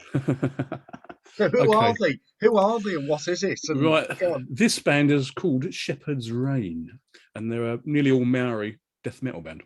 Really? Wow. Okay, so should we give it a go? Let me do. Yeah, give it a go. Yeah, definitely. Share me sound. Okay, where are we? We're that one. Okay. Hey. Right, here we go. Let's have a listen. Don't get too frightened, okay? That's okay. Samoa! Sound you go to go! You go in Makwako! You fight in Mavai! Lemanu, Sonia!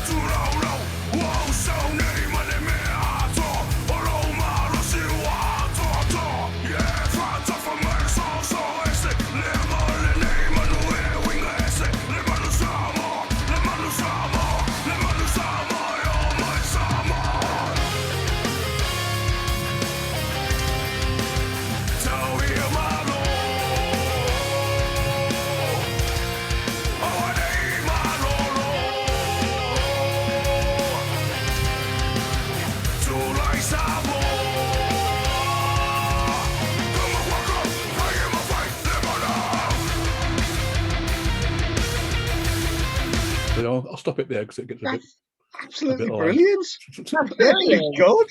I mean, what's it about? You know, have you investigated what they're singing about? It's all in Maori, and it's all Yeah, I about. know. As you can find out, it's all about their fight against the white man, etc., etc. Okay, yeah, that So was yeah, great. there's a Okay. lot of death metal and bands in New Zealand. also Really? that I didn't actually realise until I looked into it. Yeah. Even though Oh. I'm normally a dance music fan, as you know. Yeah, well, you had a bit of Terence Trent D'Arby and Janet Jackson on the side there, and it's Oh, I've got loads of them. Yeah. Yeah, I've got all that. No, But yeah, that was New Zealand. great. That was really good. I like that. Enjoy that. Yeah, yeah. I mean, I don't when stuff's done well like that. Then music. that it's good. I mean, I'd much rather listen to that than Metallica. That's for sure. Yeah, I mean Metallica's old school now, really old school. Yeah. No, that was really cool. Really He's a good. musical hacker. Yeah, a musical hacker. Yeah, probably was. Yeah. Well, Yeah. Alan was doing that with his thighs before. I bet they're really sore now. Uncle Brian, the one and only BG. Can you unmute yourself, Bri? You have to unmute. Can you do it? Can he? He can. It's what? Hello, Uncle Brian. Hello. I haven't got that much to add tonight. I've just sat there like. That's okay. And watched An audience tonight. is always a good thing. But I thought what Andrew did with the crowded house was very appropriate, because I've been wondering how Jason managed to get that ship in his front room. Ah, yes, indeed. Yeah. I mean, it's definitely moving, isn't it? It's very clever. I know. Heather's isn't, but Jason's is. It's fabulous. Yeah, it looks good. It looks good. It's amazing what you can do. If my ship moved, I would be puking. I'm the worst. I don't have sea legs at all. Yeah. Oh, it's fantastic. No. Yeah, but it's been very interesting tonight. Yeah. You know, the voyage and all that. Yeah. You know, the image of everything, all the food flying all over the place, you know. I mean, the conditions must have been horrific. Even for paid people. Oh, yeah. To be stuck in that small area for that amount of time, with people going to the toilet and vomiting and. Well, they never mention that. It's like on films, you never see them go to the loo, or you never see anything horrible. But you just wonder, what did they do? Well, they must have done. They must have done that. There's so much in it about how they keep cleaning, like the way that they got to shout. The men would go and stand on at the side, and the sailors would throw buckets of water over them. But the women, nothing. 5 months without washing, and obviously women have certain needs to be clean. Oh, yeah. Can you imagine the stench? Yeah. And also, they've got all those pigs and cat and geese and everything as well. Oh, it must have been absolutely rank. And I bet they never got washed, the pigs, did they? I bet they never gave them bucket of water to clean them. Well, there's actually a funny line, and I didn't want to read it out, but he talks about this pig that escapes and gets hurt. So they kill it for its own benefit. Oh. I don't think the pig would agree. No, I don't think so. Oh, I don't fabulous, think so. Fabulous. So, young David, who's are you there, Dave?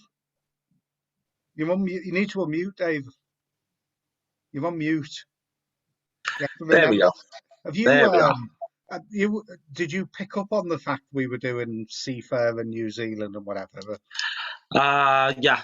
Have you you got anything to do for us, sing or anything? Or? I haven't got anything based. Well, I haven't got anything based on New Zealand side of things, but I think I might be able to play something that's more on the seafaring side of things. Oh, that sounds good. That sounds good. Even though it's less, I suppose, less about the sea. It's more about the land by the sea in a sense.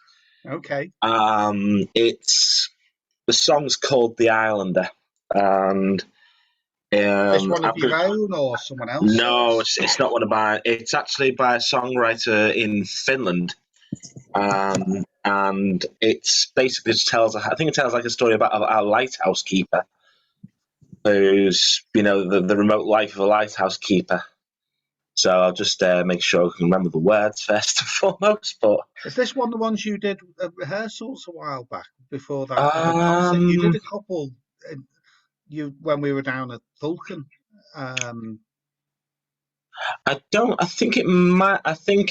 it might have been one of the ones that didn't make the shortlist. Yeah. Because I think it was just I brought it in so late that I just didn't have time to practice it. Not saying I'm going to do it brilliantly now, like, but it was definitely one that definitely thought, yeah, you got to give that one a fair few goes before you can get it, or at least Well, no worthy of pressure. Christmas. You're only live on Facebook and Formby Radio, so don't Oh worry yeah, it's about it, nothing. Dave. Okay.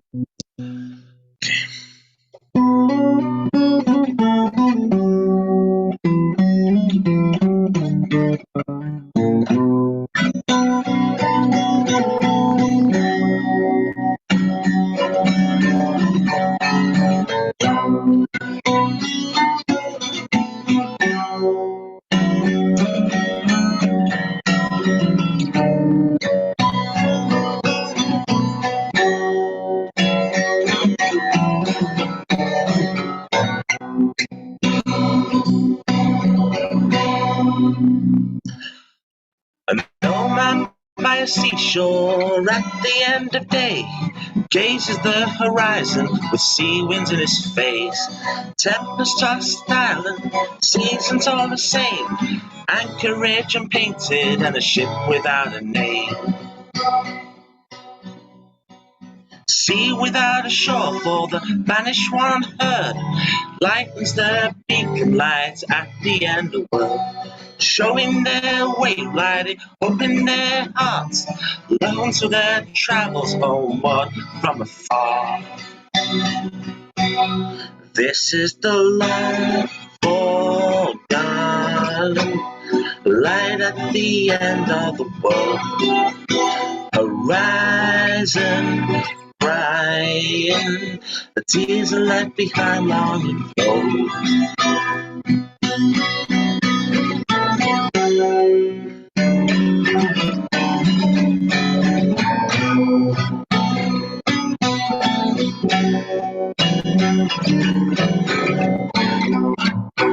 The albatross is flying, they make a daydream. Brightens their pins and all the world to see. Princess in the tower, children in the fields, life giving it all, an island of the universe.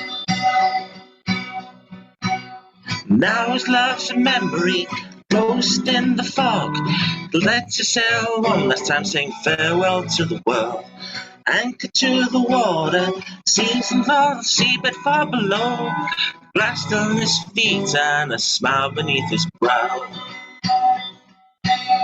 This is the long forgotten light at the end of the world. Horizon crying, the tears are left behind long ago. This is the long forgotten light at the end of the world. Horizon crying, the tears are left behind long ago.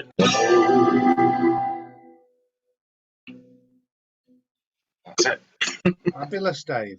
Really fabulous. It's a lovely. It's more of Well, it was more of a lament of yeah, sorts. that's what exact word I was going to use. It's a lovely lament. Yeah, exactly that. Did I see Jason warming up his violin there? Is Jason going to come and? Have you got something else to do for us, Jason? No, I was just playing along with David. Yeah, it's a lovely Ah, tune. I yeah. couldn't hear it very well because there were loads of pigs and sheep and goats running around making a racket and women down in the hole screaming. But I'll definitely listen to that on the recording, David. And yeah, Oh, it's a yeah, really nice yeah, tune. yeah. Well, I couldn't do the full thing justice because, like, I think on the original track there's slow whistles, even I think there's uilleann pipes in it and all sorts of it. It's really quite a traditional Dave's desperate to learn seafaring the sort of song. Uilleann pipes. Every time I meet up with him, he goes on about wanting to learn the Uilleann pipes. It's definitely on Oh his yeah, wish that list. too. Have I don't know. you ever Maybe had a go, I'm Dave? Have you questioning ever whether had or not I'm still young enough to learn them because apparently it takes 7 years to learn, 7 years to get good at, 7 years to play. You know, it's like, Yeah, and but I'm you're only already about 30 now. 12, so you're fine. You'll be all right. Got back in time. Yeah, I know. We'll have to find a music shop that's got some somewhere so you can go and have a practice. Hmm. Yeah. The I think we went neighbours to will hate Dublin you or for Galway, that won't we? suggestion, Tony, I think. Yeah. Anyway, David, during lockdown, I started playing this thing. Oh, it's a part you can't probably call it. It's like a big recorder, and my kids absolutely hate the Fields of Athenry because that's the thing that I learnt first. Like, oh no, not the Fields of Athenry again. Dave's got a recorder. Dave. Got one myself. Yay! Yay! Mine's a Tried big. playing it live at the Giggins and Towns, and let's just say, yeah, it was a bit questionable, the sound. Well, this evening I was playing it and I missed my cue, so I'm like, oh no. But I play it. Sorry, this is a bit. I play it left-handed like that because I was never taught officially. So I just picked it up and thought, well, that's the most comfortable way. And apparently that's not a big no-no. You're supposed to play it like that, but I always play it that way. So apologies if anybody saw me on the camera playing it the wrong way, but I don't care. Well, it's like you say, it's playing left-handed, really, which is perfectly fine, isn't it? You know, it's Yeah. It's just certain notes you can't get on there, but it's okay for the Fields of Is that in Athenry. C? Is that one a C recorder? Is it or? I don't know. Jason knows things like that. I just know it's a big. I've got a big one and I've got little ones, and I say which one should I play? And he says the big one, and that's as musical as I get. And when You probably know more than I do about them. I don't know anything like that. Jason's a musician, but I just say, is the big one or the little one? But I don't know. But I play totally by ear, and obviously completely wrongly compared to most people. So apologies to any purists. It's like people who can join in with other people singing. I mean, there's something about just being able to play or sing or join in with other people, isn't there? Look, Sam's got 2 penny whistles there, and is that a clarinet, Alan? Alan, is that a clarinet or a recorder? Is it? It's a zaphoon. It's a pardon. It's a what? Zaphoon. Go on then. Show us what you can do after you've. She's brought it to learn it. Where's it from? West Kirby. Oh, very good. A traditional West Kirby instrument, yeah. It's a bloody import. Sam, you could have said Hilbury Island, give it more of a nautical theme. That's it, yeah, definitely. Yeah. Oh, fabulous. Anyway, Paul Macker, you were going to read a little extract from a book, were you not? You. Yeah, well, when you mentioned sort of the ships, right at the very end, final chapter of the very first book I wrote, which was a children's book about a rather useless bunch of pirates sailing out of Liverpool. The only one on the crew that's got any brains is the ship's Cass. So he's the hero of the story. And at the very end of the story, because it was always intended to tie into the next one of the series, at the very end of the story, he is catnapped. Mm-hmm. And this is how the story ends. Can you hear me, Jake? Yes, Tiger Tail. Where are you? Not hurt, but I can't tell you where I am other than it's some sort of sack. Very dark, and I'm being bounced about, carried, I would think, but where or by whom, I haven't a clue. We think we might know where you are. I know I can hear Pedro Leduc's voice. I'm sure of that much. Yes, Tiger Tail. And he mentioned a Yankee clipper ship called the Davy Crockett. We're pretty sure that's where he was headed when he captured you. We're setting sail. We'll be in pursuit as I speak. I'm being tossed down now, and none too gently, but I can still feel the ship swaying. We must be past the bar and into open waters, I think. As far as we can judge, you might have as much as 2 hours start on us. On the other hand, Storm Song's a swift bird. We should be able to catch up with you during the hours of darkness. Sam tells me we'll run without lights once we've got you in our sights, so nobody will see us coming.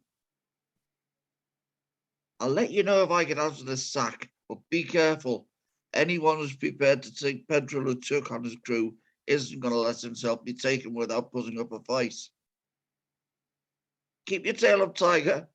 We're coming, hard and fast. Storm Song slipped a mooring into the Princess Half Dock and nosed out into the fast-flowing central current of the River Mersey. It was the best possible time to take full advantage of the strong ebb tide, giving her an additional impetus and an urgent edge to her speed, as sail after sail was unfurled, filling immediately with the offshore breeze. Chasing the westering sun, Storm Song spread her wings. Dancing across the wave tops, she soared past Fort Perch Lighthouse with Hilbury Island on her port bow. The race was truly on. And that's how book one ends.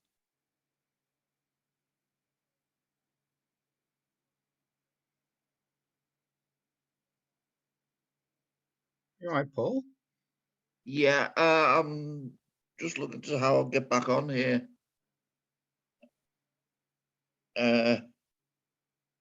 That was the end of book one anyway, so. So is that going to be a trilogy or? Well, it'll be a book two is written and it'll start at book three. And we'll just see how far it goes. Basically, it's the misadventures of a rather useless bunch of pirates. That's fun, though. That's fun. Young children. Yeah, definitely. Zoe, have you got another poem for us before Alban does his homage to the sea, which he's probably dug out by now? Zoe, you're on mute. Actually, I don't know what, I don't know who it is. Sometimes because sometimes no one's talking, but there's like a tinny whistle that comes on when one person's talking and someone else has still got their mic on. It's most peculiar. I don't know if it's me or someone else, but I notice it sometimes. Anyway, Zoe, have you got another piece for us? I have, yes. Is this just a piece or is this another on theme one? Well, it's it's to do with water, so I guess it's loosely on theme. Yeah, all around us. Oh, there we go. A villain piece, nasty pirates and cruel winged fairies. Items can't. Sorry, it's gone off. Take your time. A villain piece, nasty pirates and cruel winged fairies. Items conquer all they have not got, making those all stand for good. Walk the plank of evil till the dreary dens are full of you meat and fresh blood. Ooh, very good. Yay, very good. People have been very well behaved and done things on theme tonight.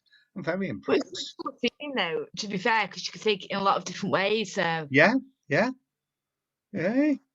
Well, hopefully, Paul B will catch up on catch up because I'm sure he would have been enjoying himself tonight. So, Alban, you have to unmute yourself, mate. And are you going to treat us? I was just going to do a bit of self-indulgent John Masefield. I think you should. A very anthologized poem. But I just thought I'd mention it, something again from the Fatal Shore, connected with the catnapping, really, and the bit about the indigenous people. Apparently, Governor Phillips in Botany Bay had this great idea that they wanted to get the prisoners to turn flax into linen, because he'd read in James Cook's report that the people of New Zealand all had beautiful linen clothes on.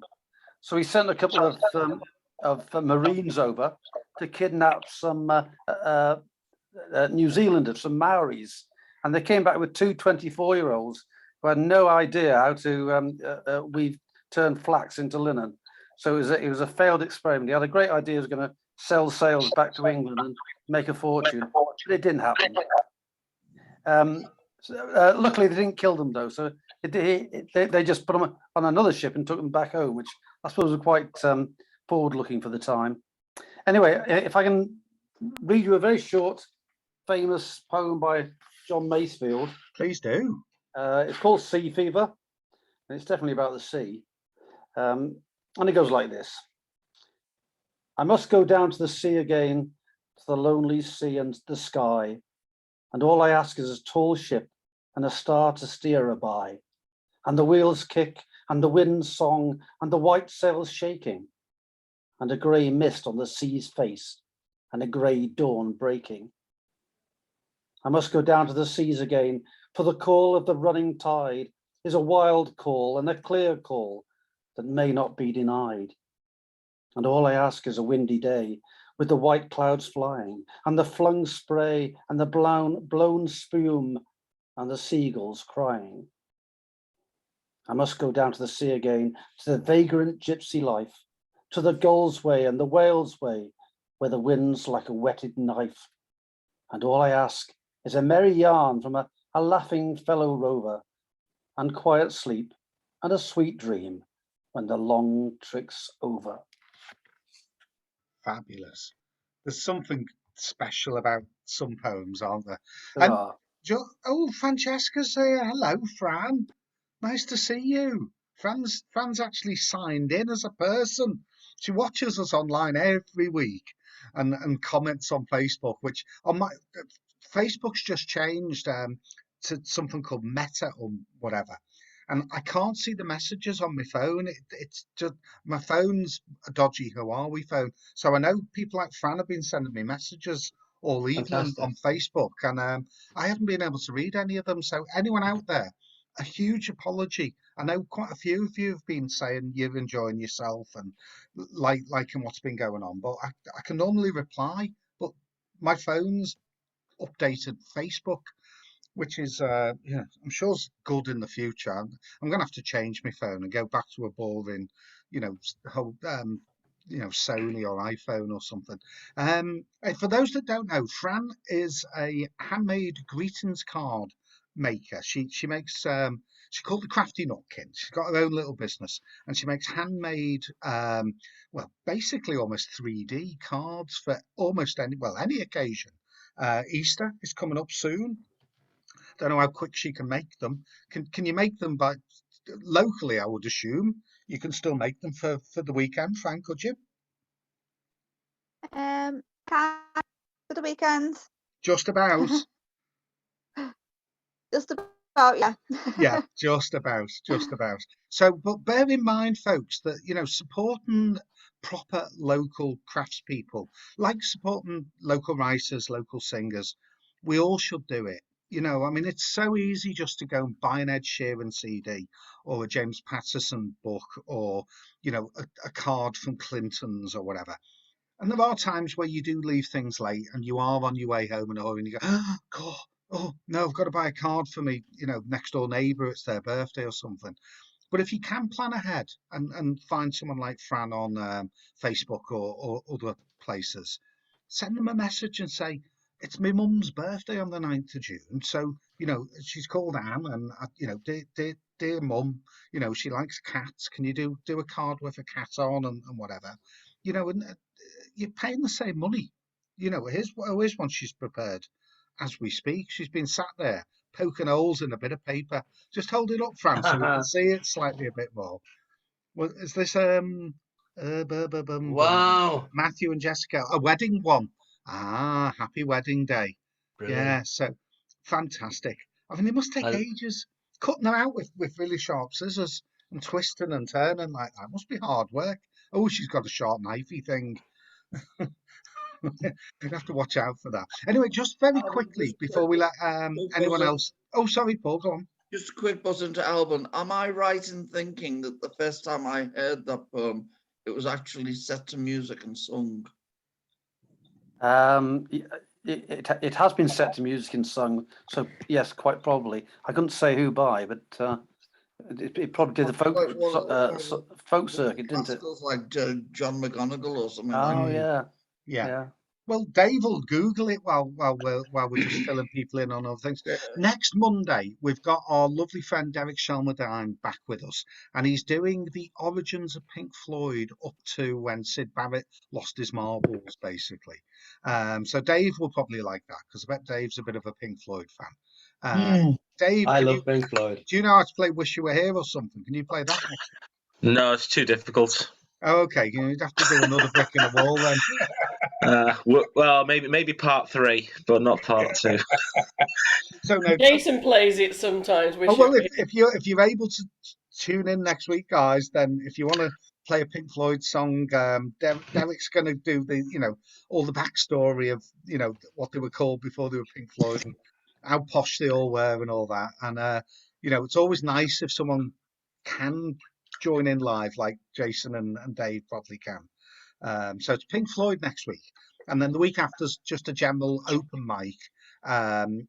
Join in, share a poem, a story, sing a song, or whatever really, and then we'll plan ahead for what's the month after that? We're in April, aren't we? July. No, we're not planning that far ahead. Yeah, so no, we've got Pink Floyd next Monday, and the Monday after's a general open mic, folks. But if anyone out there is keen to do a little special show on something that they like, or if it fits in, with a theme, then get in touch. I think Paul Bryce is hopefully going to do another one on Irish folk music at some point, and is he, Zoe? I hope. Yeah, I hope so. I hope so, but I'm actually quite concerned about him at the moment, to be honest. Okay. Well, maybe I'll try getting hold of him after we come off air in a bit then. Yeah. Okay. Well, I can try and do that. So we're nearly done, and we've had, as always, a fabulous time. Heather and Jason and children who are about to celebrate birthdays and things. Have you two got anything to finish with for us? Have you got? We can finish with something. Do you want to finish? Give us a couple of minutes, and we'll round some people up to finish. Oh, that would be lovely. No But problem. You start planning that, and I'll do something very quickly for you.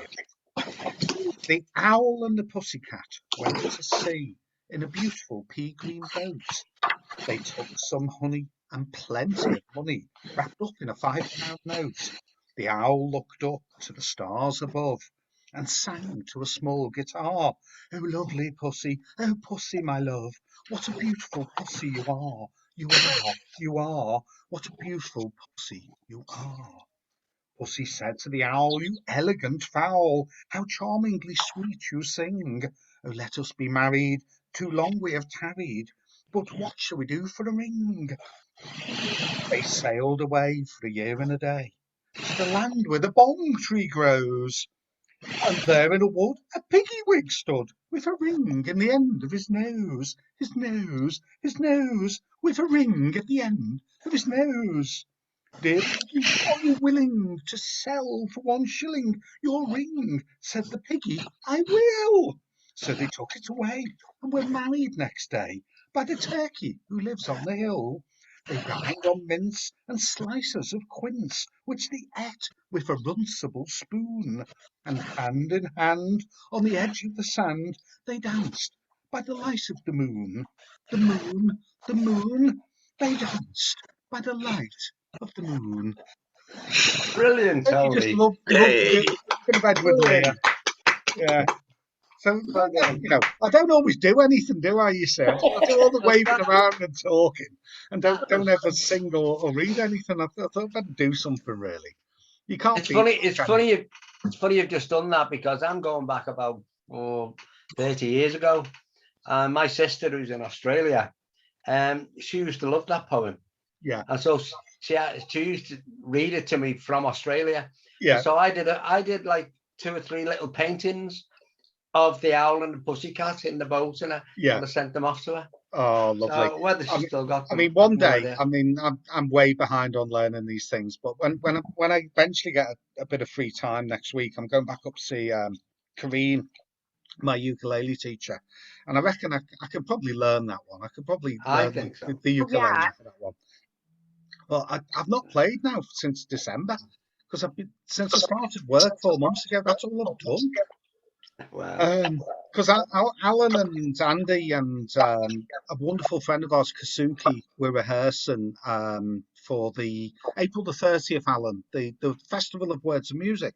And friend of Alan and Andy's, Steve Brick on drums, and I sat there on a thing called a cajon, sort of tapped along. I had my ukulele with me, but I haven't touched it, so I was really nervous about even Also, trying we to need to turn the strum 3 or volume. 4 chords. I didn't know.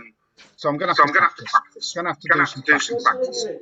So Jason has got his violin. He said has he got children who are going to come in and play guitar? Wow. No, they've run away. They're eating their grog and ship's biscuits and. Yeah, I'm going to play a tune. It's an English country dance tune. Oh, lovely. I want to see you all up dancing as well. Okay. How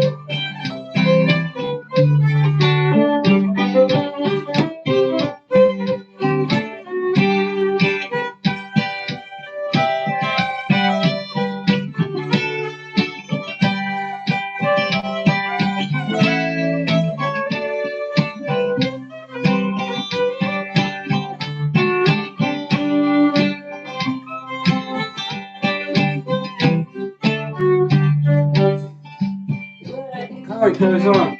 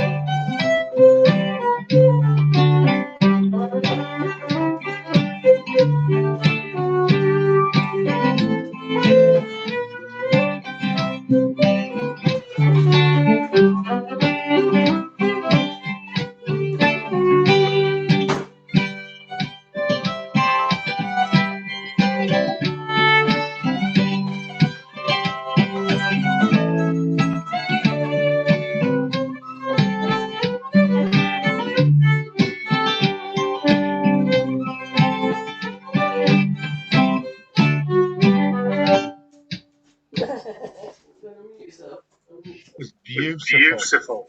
Thank you. Absolutely. So I think Heather wanted us all to sing the Leaving of Liverpool at the end. Was that right? Are you going Well, only The children did. to? only if you want to, because I thought that somebody might sing it because it's a Does song. Dave know it? Do you So know I'm the sure you Leaving of all know Liverpool, Dave? Alan will know it. Alan will know the Leaving of Liverpool, won't you? Alan, you're muted. You have to unmute it. Alan can lead us on this, and without singing too loud. If we all sing too loud, it'll just go crackle and pop. But if Alan leads us, I think we should all have a If you little can kind sing. of mute yourselves, but sing along. That's okay then. Can you Let's hear me all all do right? that. We can, yeah. Let's put you on centre stagey thingy. Okay, mate. And is Sam going to sing along as well? Yes, you'll have a go. Oh, fabulous. No, it's a great song. Very well, you princess, landing stage, river busy, very well. I am bound for California, a place that I know right well. Sing to yourself. So very well, my own true love. When I return, I say we will be.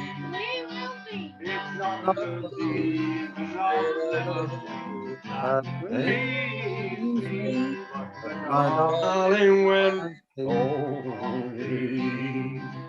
I am singing on the Yankee Clipper ship, Davy Crockett is her name. And the captain sees virgin, and they say she's a virgin. So Fare thee well, my my own own true true love, love. when I I return return united united. we will be.